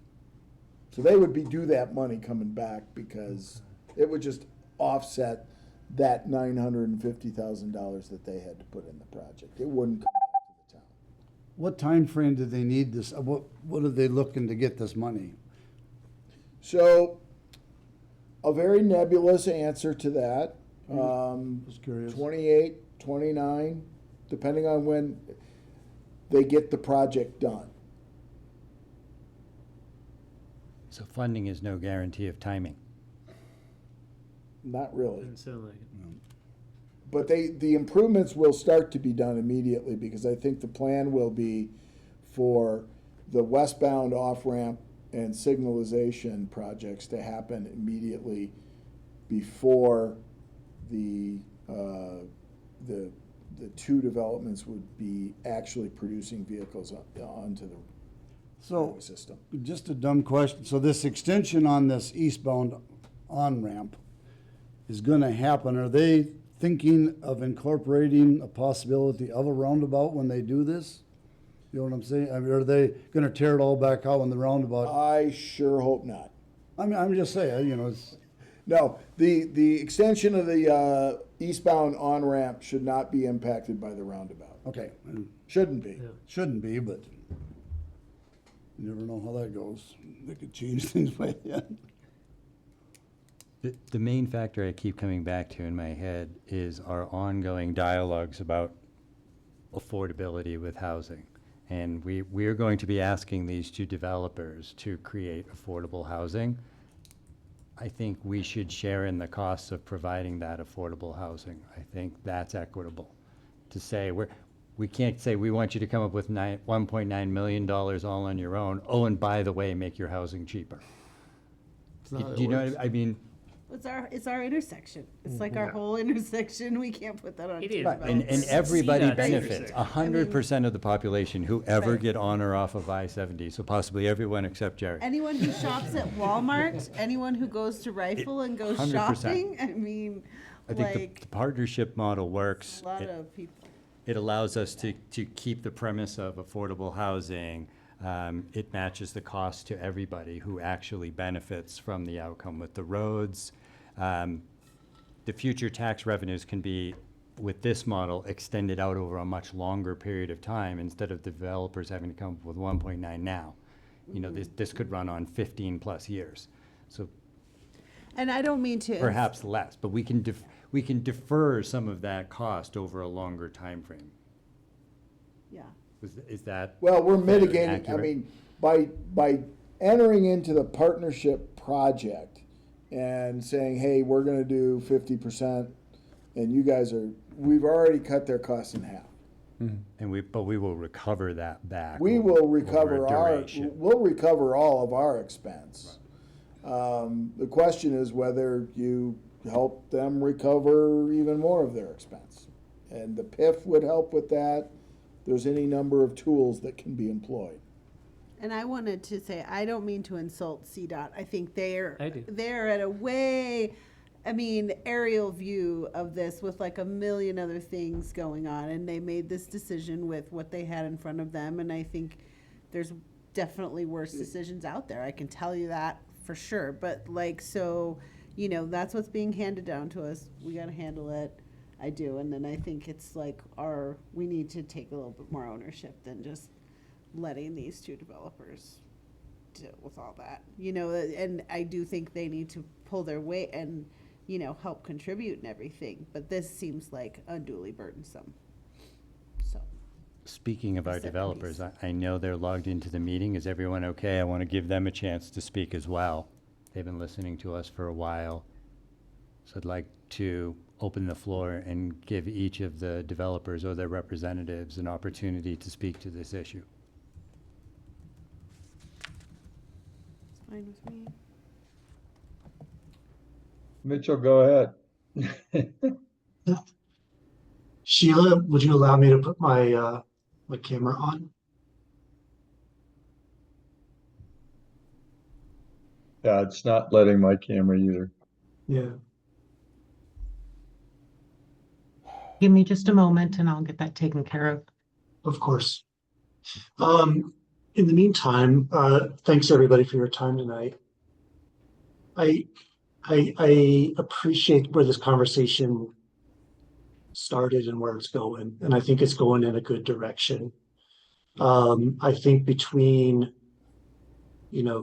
Jim representing Silt and Mac and I representing essentially the other side of the table at the moment, I think we're super close. Start my video. There we go. So I think we're close. There's not, there is daylight between our perspectives at the moment, but we're not, we're not, at 180 degrees here.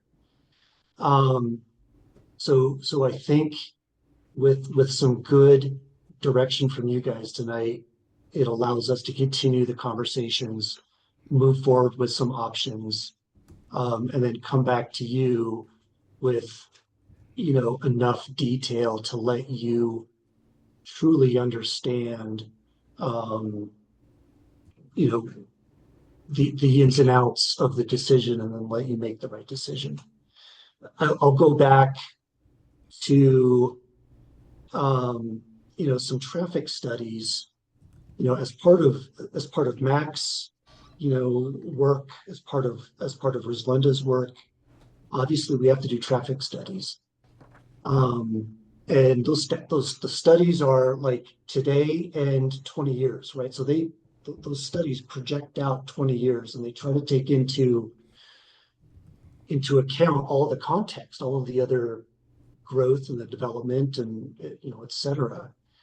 And I think some of the headlines from our traffic, because our traffic studies really kind of sort of came up with the same conclusions. The intersection is broken today. I think, the intersections are rated A to F, kind of like, grade school or whatever. And that the westbound off ramp is like at a D or an F today. And so Mac and I could never put shovels in the ground, and that intersection is a failure. So I think that's one headline. I think the second headline is neither of our traffic studies recommended any improvements. So everything that Mac has planned, residential, commercial, everything that I have planned, residential, commercial, none of that in isolation, because Jim will point that out, none of that in isolation warrants improvements, right? So it's not like, hey, Mitchell, with everything you want to do, you are going to you are going to require a new turn lane. You are going to require a stoplight. No one has said that. And in fact, you look at the numbers of the traffic studies, we are minimal additions, especially for me, because I'm actually against the flow of traffic for a lot of what I'm going to be generating. None of that is requiring specific additions or improvements. Mac and I are here tonight simply because we are the two developments that have permit requests in the process. If it was the tiny homes at the moment, they'd be online and not me, right? And so it's literally, hey, you guys have applications on our desks right now. We're going to use you to stamp and say, you're the ones that owe the remainder of the 8 million, right? So CDOT came and said 8 million in improvements for this intersection, which, by the way, was promised 11 years ago and just never happened. But they said, 8 million of improvements. These two developments, simply because they have applications on our desk today, we're going to stick you with the other 1.9. That sucks, right? And the fortunate thing is, everyone in your room agrees that it's unfair, and you guys are stepping up to help us out. And so thank you. Where I think there's a little bit of daylight between Jim's preferred approach at the moment and Max and my preferred approach at the moment is we would like to see Silt enter into this partnership right? Which allow, so right now, neither Mac or I can do anything. We both have final plat applications that are ready to go. Like I am ready to email it to Nicole, say the word, but we can't because this of what we're talking about tonight. We are literally hamstrung from moving forward, certainly from getting approved until this gets figured out. And so if Silt comes and says, hey, we're going to enter into this partnership agreement, what that does, number one, is it immediately relieves Mac and I from this responsibility, and it allows us to move forward with the final plat applications and then with site plans. And so that just gets out of the way from us putting shovels in the ground and seeing really good things materialize on the south side of the freeway. What we would like to see is Silt become the guarantor and essentially the bank of all 1.9 million, right? So this 50-50 split between Silt and Mac and I isn't workable, isn't logical, and takes on some really heavy assumptions that we don't think make sense. So in our approach, we're thinking Silt takes on the 1.9, and because we've both raised our hands and said we are absolutely committed to helping you guys with this. You're helping us, right? You could have just said, I'll see you later, thank you, and you didn't. So we're having this conversation. We're collaborating, we're coordinating, we're working together, which is amazing. We are absolutely ready to step up and are committed to funding our fair share of the gap for the I-97 or exit 97 interchange. That takes the form of a PIF, right? Which is that public improvement finance, right? That's the point of sale thing. So Mac's got a lot of retail, really cool retail and commercial things happening. I've got some cool retail and commercial things planned. That gets added onto the cash register. That goes back to the town, right? And then it would be the TIF, the tax incremental, or tax incremental, right? So that's the property value that Silt, frankly, is going to have to work out with the county.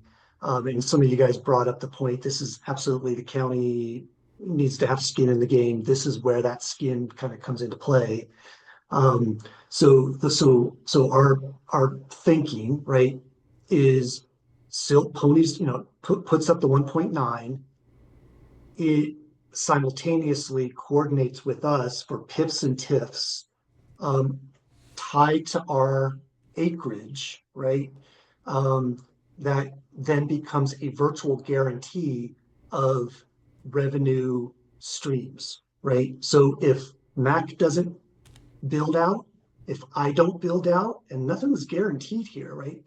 The economy is awful. Business partners are whimsical, and value propositions are constantly evolving. And so there's nothing guaranteed here. And if Mac bows out, I back out, you still have that PIF and TIF tied to the land, so that when the next Rislenda, the next Riverside, whatever it happens to be, does get built, that's already baked into those future developers' schedules, knowing that the property value, the property taxes, et cetera, you've got it baked into your future schedule. And so now you're virtually guaranteeing that revenue stream. So agnostic to Mac or me or the tiny homes or the KOA or whatever, you guys taking the responsibility, us stepping up to say, yes, we are bought into the fact that we want to see these improvements happen as well. And that's what I would like to ask. I guess my request of you guys tonight is to allow us to pursue that plan as well. So that in 2 weeks or whenever we come back to you guys, we are able now to hold up sort of plan A, plan B, the ins and outs of each, and let you guys have then a really informed basis to make your decision. Yeah. And that's my, I think that's all I wanted to get across tonight. Thanks. I'm much in the same boat. Obviously, there are different developments, but I think one key thing, and I've talked to Jim about it, and obviously Mitchell brought it up. If you look at our traffic studies, there is no requirement for any offsites, period. In fact, in our traffic study, we barely exceeded the baseline, and you're allowed a 20% increment above that.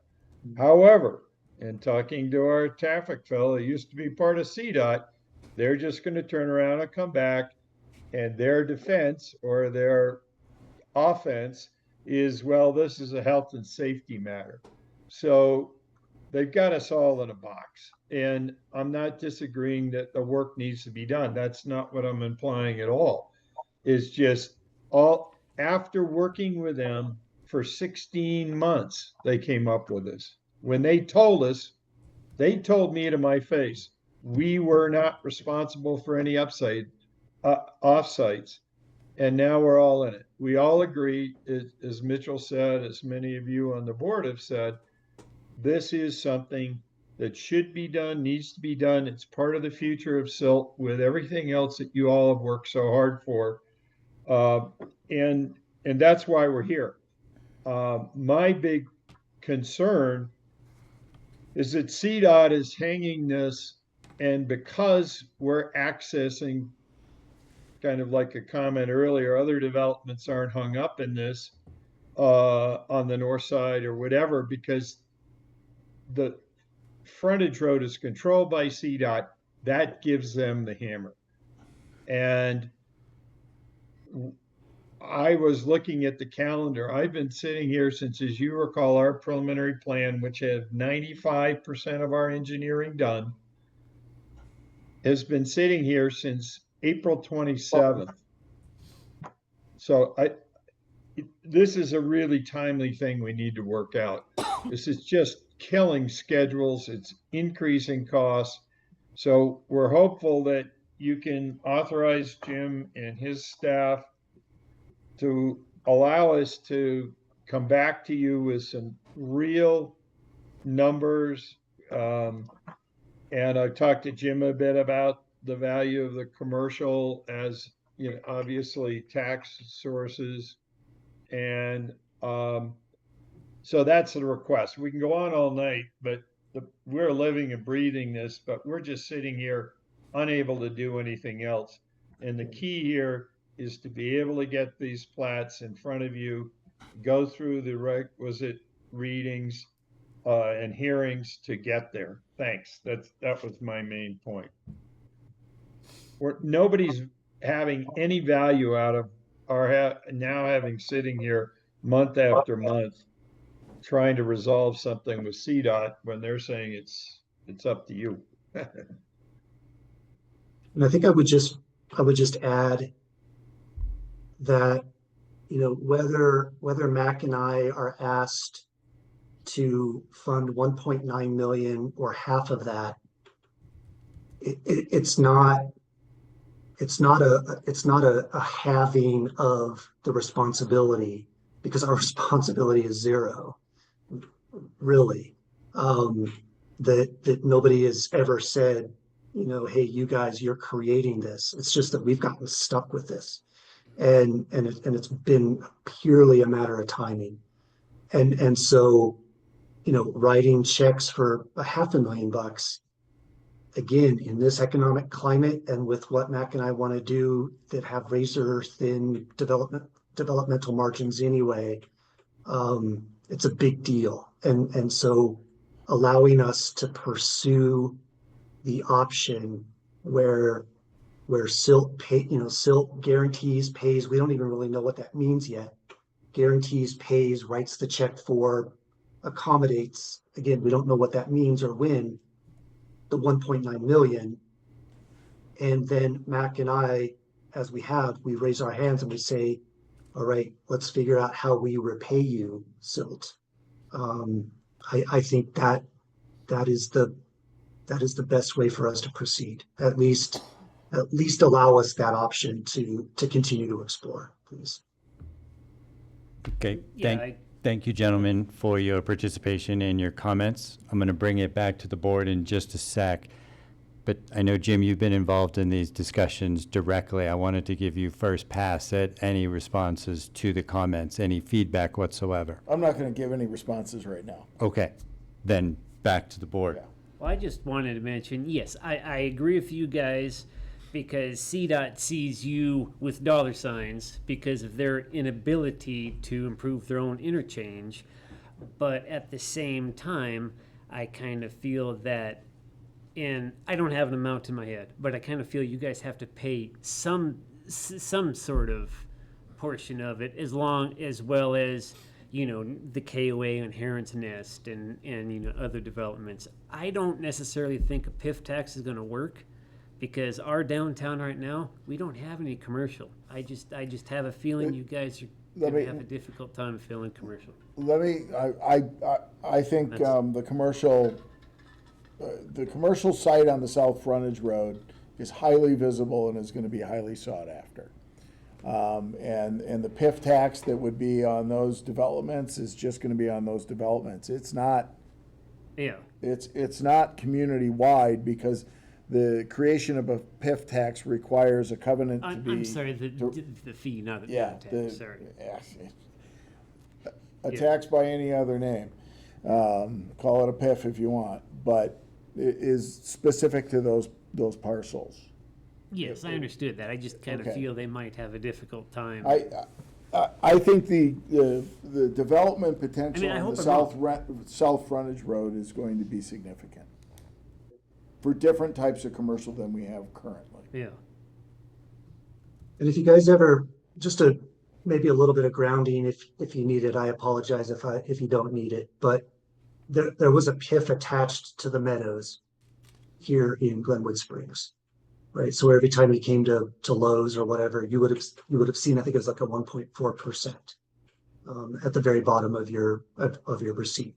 Target, Bed Bath and Beyond, all of those had that 1.4%. This would be essentially that same sort of approach to pay whatever portion we figure out needs to be paid by the PIF. But we're not going to get a Target or a Lowe's. We don't know what you don't know that. Yes, we You don't know that. We don't know what you're gonna get. But I also think that we need to at some point there cut- to I mean, get a Target and or a this isn't Lowe's. against Mitchell or Mac, but I think we need to cut theirs back off now because we don't need to go back and forth. No, the rest of this meeting. they're getting a That's free not what this approval meeting is without, about. yes. No, I And I agree appreciate there. the input we've gotten so far, but I think if we keep allowing back and forth, this conversation can go till 10 o'clock, 11 No, o'clock at night. you're absolutely right. And there's no reason for that You're tonight. absolutely right. My opinion, I think that I understand that I feel like when they say that there's no need for improvements because of what they're doing, there's not the need. They may not be completely causing it, but they're definitely going to benefit from it. Exactly, yes. And so with that, I'm not saying, I think that some kind of a guarantee up front would be great because to put it all on a PIF or a TIF or whatever, the developer's not paying any of that at all, which it benefits them obviously, but and I'm sure that's what I would love to see if I was a developer, but there is a cost of doing some development and stuff. And I realize there's a lot of other fees you're paying already. And I don't have a number of what I think it would be or what, I think somewhere there's some room for a negotiation between, obviously, we don't feel it's fair you pay the 100% of the 1.9. You don't feel it's fair you pay the 50, but there's somewhere in there, I think there's probably a number, in my opinion, that I would like to see. Can I ask a procedural question? This is an action item. Mm-hmm. And it references the supporting the partnership project or option 3. I'm gathering from the gentleman's comments, Mitchell and Mac, that they would prefer option 2. are we deciding between 2 or 3 this evening, or are we simply approving you to move forward in those negotiations They and would work? not prefer option 2. Because option 2 would have them write the check out for $1.9 million and we would reimburse them over time. So option 3 is the one where we take it and then we tell I them what they apologize, need you're right. to. You're right. Option 3 is we write the right, check, it's right. just, the How do we negotiation after that secure is the how check? do we do that? Thank you for correcting me. But back to the procedural question, because it's an action item, we're saying, yes, let's move forward with option 3, leaving the details to be determined by town staff. And I agree It's gonna that, take you guys to act on it formally at a later date. I think option 3 is the one, in my opinion, option 3 is what we would need to pursue, because we want to be able to have them get their permits, to be able to get shovels in the ground, start, and be able to move forward. It doesn't make sense to let CDOT hold them hostage, and that's basically what's happening. And I Delay think, things more. yeah, not only them, but future development along that area. Say one of these get tabled, somebody else steps up, they're still gonna be saddled with With the this. same So issue. it's gonna pretty much hamper development on that side, of the area, unless there is some solution, in which I think, I'm happy to have the town pledge and, get more details. 'Cause I think at this point, both concepts to me, whether it's security or the town taking, feel like good concepts. Then I think I want to understand what are the financing models, how does payback, what are the, just a little more detail to it. Then I think I can really have an informed decision. But, I hear the sentiment that it's a timing issue. I mean, if we had different developers here, it feels like, again, somebody's going to be having to pay this. And so is it really a town responsibility? And then all of those developments find a way to kind of pay their share or pay back the cost to the town if we pony up, so. But yeah, CDOT did require Golden Gate when they built years ago to do some improvements. So I don't think it's necessarily just these 2 guys. I think it's any developer. Does option 3 give us the opportunity, we've got Go Rentals going in on that same road, it seems like Right. they should be Yeah. participating Exactly. in this economically. Is there a It's mechanism probably to a little late. facilitate that? Since They already have existing access, Yeah, so they don't have to pull an access. they have, permit. they have the existing access they need onto the frontage road. But their heavy vehicles and heavy rental equipment are going to be utilizing this improved CDOT does infrastructure. not consider the weight of the vehicle. But I think. They're gonna have any vehicle, regardless of weight, there are going to be more of them thanks to their business. Why are they not participating economically in helping pay for this? Well, maybe we can, we have the ability, like the south side businesses can contribute somehow. I don't, but we do have the ability to allocate that responsibility in a more fair, equitable way. I mean, we're hearing, like, the CDOT decision maker had these people on his desk. He's like, okay, you're here, this is what I have in front of me. We have so much more in front of us. I think moving Well, forward, we can use all these different tools. The other, to the other offset point is costs. Go Rentals had their approval before CDOT came back and said, oh, here's your $1.9 million. So they weren't on Yeah. the desk Does anymore. the usage of a TIF, could it be applied to them such that they can, I'm just trying to think of was creative an ways to do impact cost fee. sharing. If there's an impact fee tied to a building permit. Or we could ask if they want to voluntarily do Again, public I'm- improvement. Yeah. And if they're invested in this community, I think they can see the value. I mean, it might not be a requirement, but it's a discussion or an ask. I think we as a board can make of, that developer, say, you're going to benefit greatly from employee safety and people accessing. Like, maybe they want to put some skin in the game as well because they see the benefit. KOA, the hotel, the tiny home community. Again, it gets back to this concept of universal benefit. And there should be a shared cost for that. Just, sure, they got in a couple of months early, but they're going to benefit from it. I think we need to look at what mechanisms are available to us to facilitate that. Agreed. Yeah, distribute the costs as, widely and fairly as we can. Maybe 50% each turns into 35 or 40% because we can apply some form of mechanism to generate funding from these other sources. I don't want to go too far afield though because we're already way over for this agenda item. This is an action item. So we need to have a motion and a second to make a formal vote. Yeah, I just wanted to make one other comment. So if we do anything for the south side, it needs to include the north side, because what happens if that empty parcel on Main Street ever develops and needs a new access permit? What's CDOT going to do then? One of the components will be to create a 97 interchange impact fee Okay. that Yeah, that would Gotcha. apply everywhere. Okay, I just want to make sure. But these two Yeah. developments, because they're paying for Understood. their portion. What are we making a motion on? You're authorizing staff to proceed with negotiations under the general concept of option 3. So moved. Second.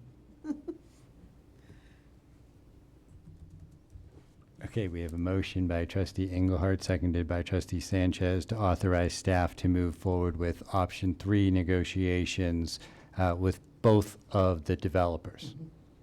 Well, with It's not CDOT. developers, it's CDOT. It's just With CDOT. with and CDOT and the developers participating as Primarily well. it's with CDOT, It's a 3-sided table. yes. Okay. All those in favor? Aye. All those opposed? Motion carries unanimously. Thanks, everyone. Thank you, gentlemen, again for your time and participation. We appreciate it. Okay, next item on the agenda is the first reading of ordinance number 6, Series 2026, an ordinance of the Town of Silt, Colorado, amending Chapter 1, Article 12, Section 020 of the Town of Silt Code to conform the Town of Silt Municipal Code penalty provision with state law. And I will turn this over to Attorney Cowan. Oh, well, this is the general penalty ordinance. Good evening. Thank you, Mayor Pro Tem. I'm Gregory Cowan. I introduced myself to several of you. A couple I have missed, but I work with Mike, supporting him and the town of Silt stuff. So it's really good to be here and with you all. So this is a little bit of a housekeeping ordinance that you see from time to time, just kind of align us with best practices, and in this case, state law. A bit of a reminder about what general penalty ordinances are, provisions in the code are, and that really allows you to enforce the code. It's kind of a catch-all that lets you get out there and enforce areas of the code that perhaps are not spoken to directly in a code provision, or it's analog in state law, state statute. And that's what that lets you do.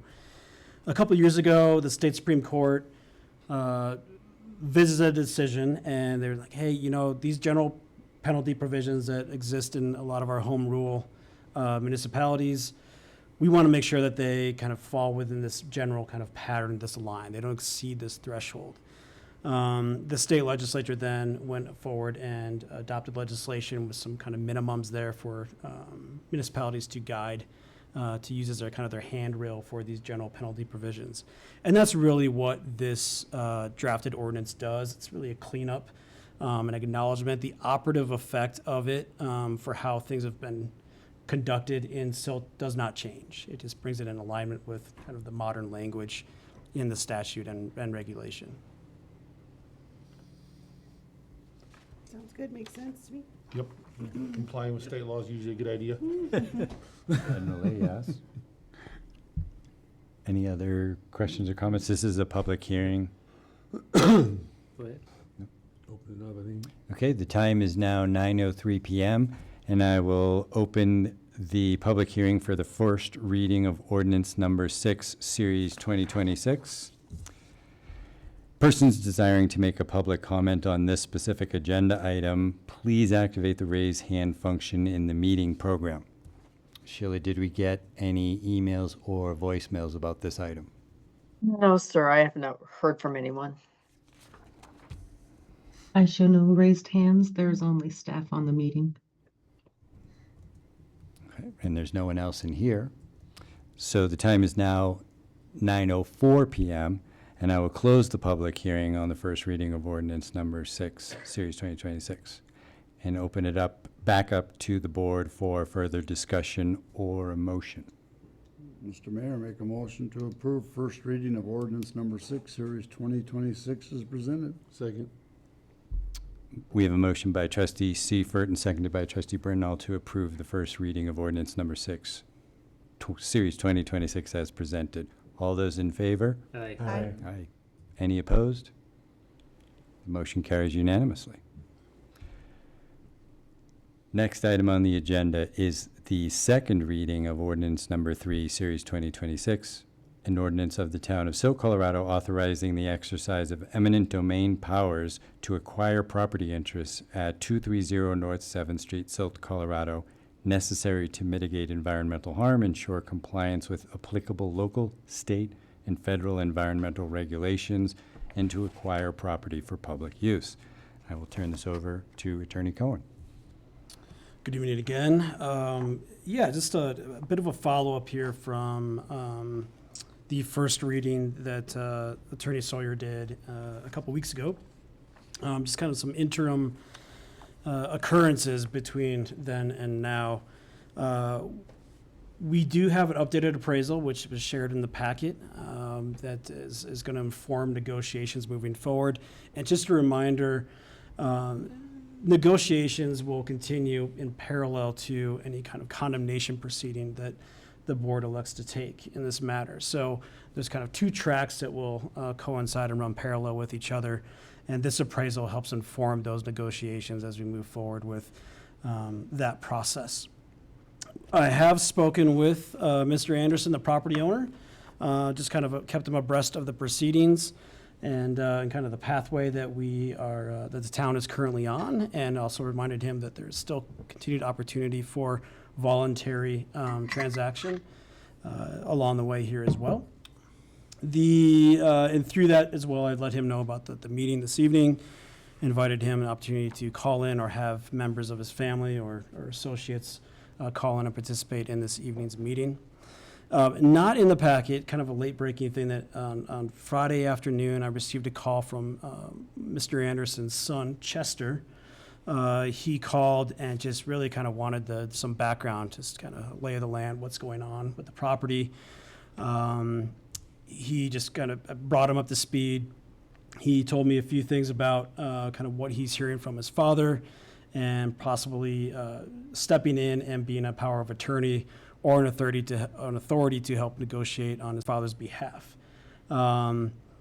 He may be on this evening during the public comment portion. I shared with him the link and invited him to also participate. But I do anticipate having a follow-up conversation with Chester in the days ahead just to kind of see where he is and so he can negotiate and participate as he's able to do in this process. So that's where we are between first reading and second reading today. Any questions on that? I have no questions. I think eminent domain is a severe remedy, but our legal team has made painstaking efforts to avoid it and do everything they can, and that's all I have to say. Does Chester's participation potentially delay in any way this process? Would say no. Encourage the board staff recommendation is still the same for the town to continue down the path of condemnation. And this separate track, which would exist regardless of any outreach by Chester, is part of the statutory requirement for a condemnation proceeding. So we would and we will continue to proceed with good faith negotiations right up until the point of condemnation. Perfect. Okay. Carrot, stick. Yeah, exactly. Yes, eminent domain. I mean, obviously, the board and the town doesn't take that lightly. But in this particular case, there's probably been 20, 30 years of this person's unwillingness to abide by the town code or just flat out defiance of the town code. So we're just at the end, and this is unfortunately our last option. Any other comments or questions before I open the public hearing? Okay, then the time is now 9:09 p.m. and I will open the public hearing for the second reading of ordinance number 3, series 2026. Persons desiring to make a comment on this specific agenda item shall activate the raise hand function in the meeting program. Sheila, did we get any voicemails or emails about this item? No, I did not hear from anyone, but I did let Chester Anderson in about 20 minutes ago, and he promptly dropped off shortly thereafter. Okay, so he's not in there now. Okay. No. So no raised hands in the meeting program either. Amy? There are not. From any other participants? Okay. Then the time is now 9:10 p.m., and I will close the public hearing for the second reading of ordinance number 3, series 2026, and open it back up to the board for further discussion or a motion. Mr. Mayor Pro Tem, I make a motion to approve the second reading ordinance number 3, series 2026 as presented. Second. All right, we have a motion by trustee Brentnall to approve the second reading of ordinance number 3, series 2026, and that was seconded by trustee Seifert. All those in favor? Aye. Aye. Any opposed? Motion carries unanimously. Next item on the agenda, an election discussion with potential ballot questions. I'll turn this over to Manager Mann. As you know, annually, we have the opportunity to place a measure on the ballot. At this point, there hasn't been any real discussion of putting anything on the ballot, but we wanted to bring it up with you folks to see if there was something that you wanted to throw out there that you wanted to go ahead and do. We have talked about at some point in the future, there will likely be some sort of funding question for the hogback route west of Newcastle.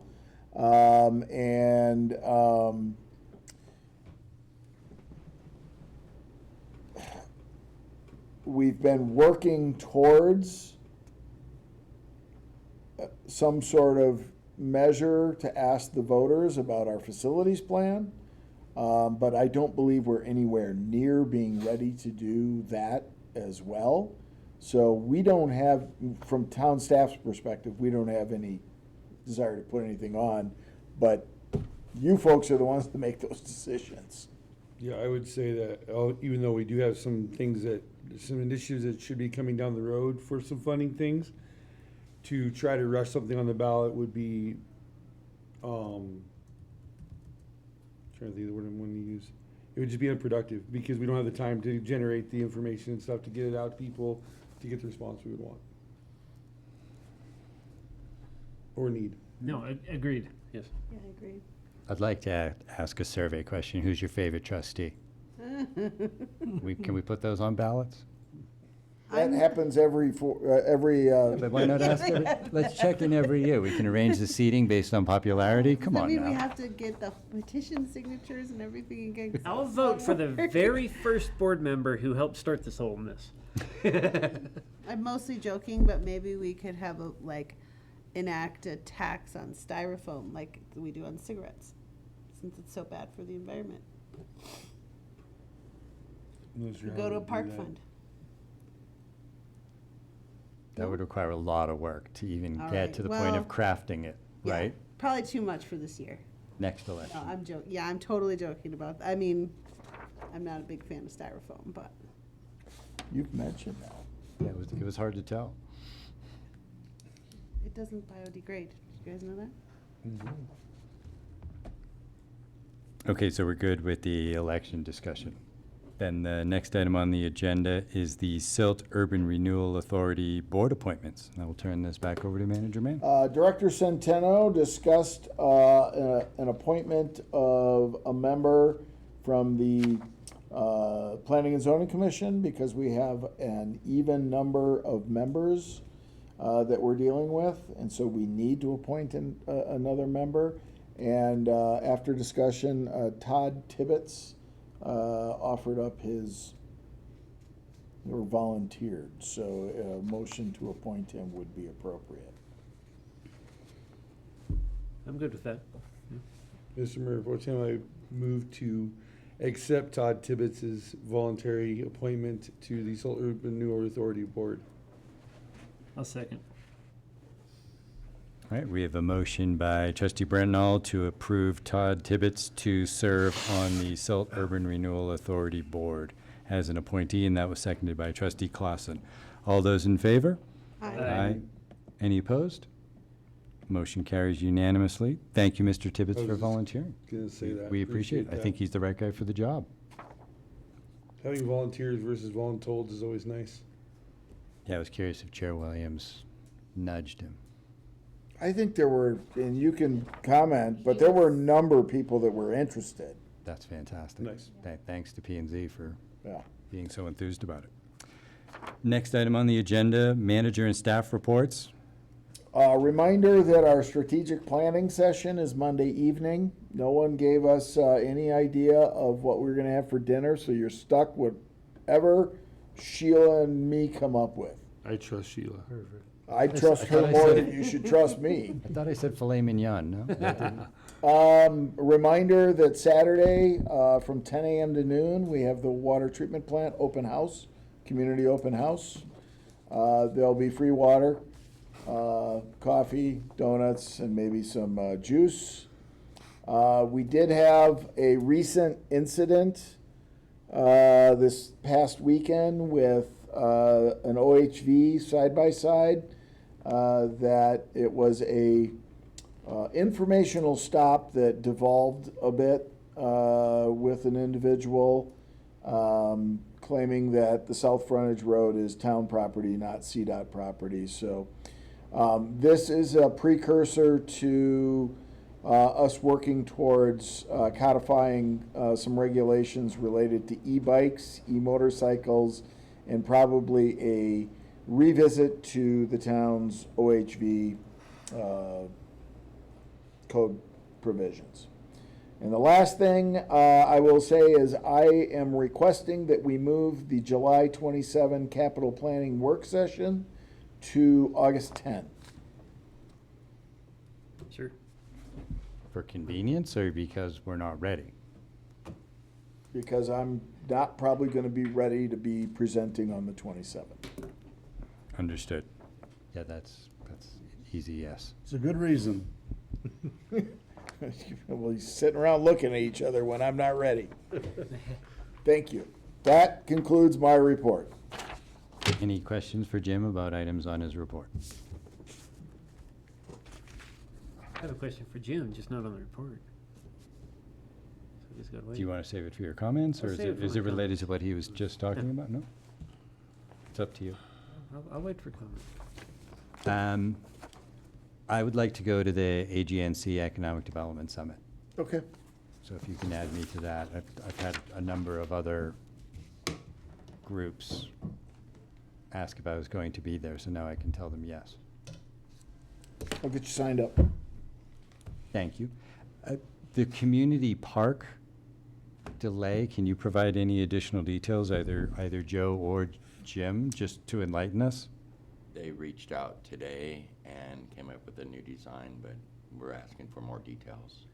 I'm not sure what they even presented us Not sure today. either. It was very unclear, so hopefully by tomorrow, middle of this week, we get further details. But it was a design flaw On their part, yeah. on It's their, something that on they're- their part. It wasn't that someone looked at the drawings upside down or. It is either a design flaw on their part or it is an installation error on their part. Okay. Your And we're comments trying make it to sound work- more like a design problem than a construction problem, but We're- I'm not a We're builder. working, we're trying to work through the issues without too much, but Okay, the only other thing I wanted to mention briefly from Jim's report about the build grant denial. We scrambled before Senator Hickenlooper's visit to try and get the outcome, and I think I got it like late the night before or earlier that day, I don't remember. But I've spoken with representatives for Congressman Hurd, talked about it with Senator Hickenlooper on the bus tour, and candidate Dwayne Romero, who's running against Hurd in the upcoming election. Every single one of them has expressed support for this project. So I feel like we're in a good place to take next steps to keep advocating for it, to maybe go back east again next year and just keep pitching this project. I haven't heard back from our contact at the White House, and I haven't heard back from the people at the DOT. But everyone I've heard back from is supportive of the project generally. We don't know why it didn't get a yes, we just know that it didn't get a yes. So that's just to give everyone context, and we're gonna keep plugging away at it. I also had a couple of questions for Director Tucker, because there's a lot of information about this Cassell change. Is she still with us? Yep. I am. All right. You talked a lot in your report about the pricing of both of the platforms, the current one and what this new one. Can you tell us what's the net cost difference in moving to Cassell's integrated payments? So there's a $1,200 upfront cost, and then that would be it. Besides the reduction in what we pay currently monthly, plus the added benefit that everything is updated in real time. Okay, so how long would it take to pay that $1,200 back? Best guess or estimate? A month. Oh, well, there you go. The other question I had about that was, can you provide any insight with regard to time savings for staff? I know there were a couple of different sections in there where you were like, staff has to do this manually, staff has to do that manually.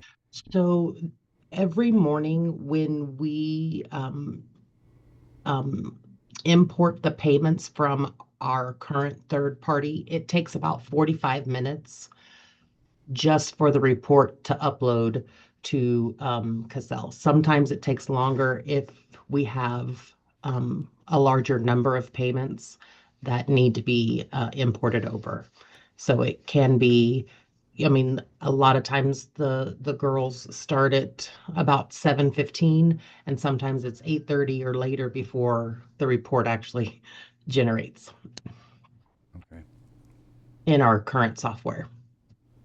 So that adds up to significant It does. cost savings and staff time savings and morale. It does. And also, and I didn't put this in my staff report, but when it gets close to shut off time, with the Cassell payment option, you'd be able to look in Cassell, and if they made a payment 20 seconds prior, it would show in Cassell that the payment had been made.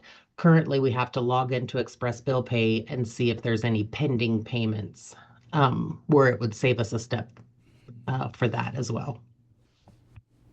Nice. No, Yeah, I mean, it sounds like easy from to a see. little I know about Cassell and the other website and electronic changes and enhancements we're making, this seems like the right time to do this. I'm appreciative of the time and the effort you've put into it in particular.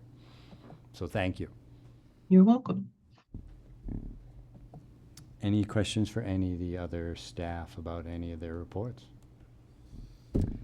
Then the next item on the agenda is board comments and future agenda items. I will start with Trustee Sanchez. Just one thing that came up, obviously, with the power outage yesterday and the increased number of power outages we've been seeing.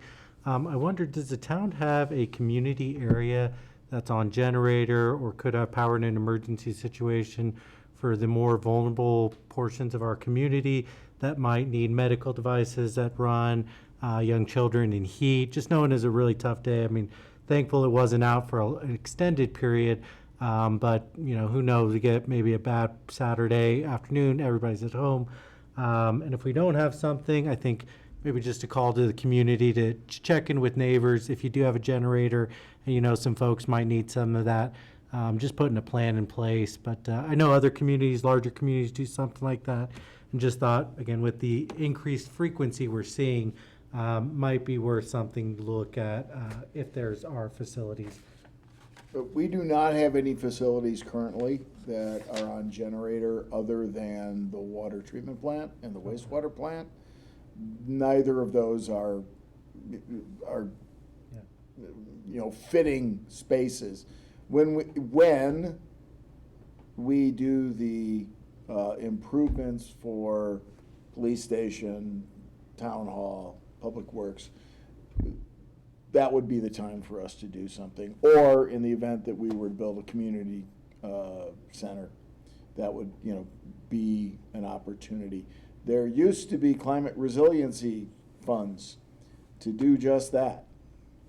But there's a certain legislature that stripped all that money out and used it for their own purposes. Good for those future improvements as we look in the story that we can share with the community, because I do think that's going to be critical. What about town center? Is there any small scale changes we could make to it such that it could be used on an emergency basis? I guess I'm asking if it could be looked into. I'm not asking for an answer, but that is an existing space that's weather safe. So Explode, run. until I said that, but I think it's a fantastic idea, Trustee Sanchez, and I'd like to see if there's a way to do an interim solution without having to wait for massive infrastructure inflows to facilitate it. Even if it's just a couple of charging stations and a small generator that's in there that's gassed up and ready to go, so that needy members of our community in a pinch can go there and be safe. So if staff could look into it, I think it's a great idea. Sorry to steal from your comments, but I'm in 100% agreement. Trustee Nothing from Engelhardt. me this evening. Thank you. Just like to thank all the town staff for all the great work on the 250th thing for the 4th of July. A lot of fun was had. I know that their horseshoe tournament went extremely well. Everybody that came, we had people from the Front Range, Hot Sulphur Springs, all over the place, not just Silt residents. Had 26 people participate, which was a pretty good number. Yeah. And I had fun in the dunk tank. I don't know. I thought it was a good time. I like heckling people and whatnot, and it sounds like we raised quite a bit of money for really good cause, so it was great. Trustee Clausen. Sorry, just gonna, do you know how much was raised? Total of 932. Oh, wow. And then there was matching funds that were added. That was to- included in that one. I think they all were. The matching funds for you and Mayor Rickle. Yeah. So the town dislikes the board enough to raise that much money? Yeah, I think it was $963 after the matching funds. Oh, okay, You know, nice. And that's the dunk tank, right? And then Yes. the horseshoe tournament was 260. Correct. That was all donated by, all the participants donated their entry fees to that instead of being cash prizes. And thank you, Nicole and staff, for putting together the great baskets. People were really, they were happy with what we got. They didn't feel like they got gypped by not getting a cash prize from the town. And thank you to an anonymous donor who did drop off a donation. I was able to give first and second place a little cash in their pocket too. Nice. Yeah, I just wanted to do the same thing. Thank town staff for all their hard work they did for the 4th of July festival. And I have a question that, so I kind of hear rumor that you and Treasurer Tucker are taking lunch to Newcastle. And I don't know if that's like a board approved thing. We did take lunch to Newcastle. I'm trying to give you a hard time. That's fine. Yeah, so. We were being good neighbors. We're gonna set up an electric fence like you would for a pet in your yard. Like how do we enforce this? I heard a rumor, so I had to say something. Yeah. So anyway. I approve random acts of kindness. And so- Second. I approve being a good neighbor as well. To other zip codes. Hey, Do we want to set a distance limit? did we Only buy it here Newcastle and and take it Rifle. there? 'Cause We knew how share to a get the middle sales school tax. with them, for Yeah. Christ, I mean, for goodness sake. Did you have any other? No, that was my question for him. Oh no, I did have one other thing. Then The Silt Historical Park 5K hobble is this Saturday. Remind everybody to hobble on down to the water treatment plant afterwards. And after the race, hobble on down to the water treatment plant afterwards. the water plant's 12 to 1? 10 to noon. 10 to noon. That was wrong. You would get there just as it's wrapping up, yeah. Okay. Trustee Seifert. Is there, am I seeing right, is there like garbage bags over the flock cameras? There are. They're embarrassed. I'd seen that and I thought, One of them, Really? one of them isn't covered. They never come to get them, or they just? They have not come and gotten them, but at the last meeting, I think it was, you guys directed us to put garbage bags over them, of which we did. If one's missing, we'll Rebag it. rebag it. The one at the Check roundabout. that out tomorrow. I think the one out in front of Maverick might be missing its bag. Oh, so they, there's no time frame when they're gonna come in, other than we sawzall them off and, We do continue to reach out, and it's crickets in return, so it's. I mean, I guess they just don't want no responsibility if something happens to them, and then they come after us and say, well, you know, they're still on your property. Yeah. Every day I read the news, there's more and more about towns rejecting flock, cutting down the cat, you know, I mean, they got a lot of heat on them right now, so.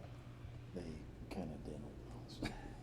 Well, we just had, I think the direction to cover the cameras thought it was done was to in the- prevent them from remotely turning them on and collecting data we didn't I want mean, them. the option is, and there would be liability if we did this, we could go physically take them down.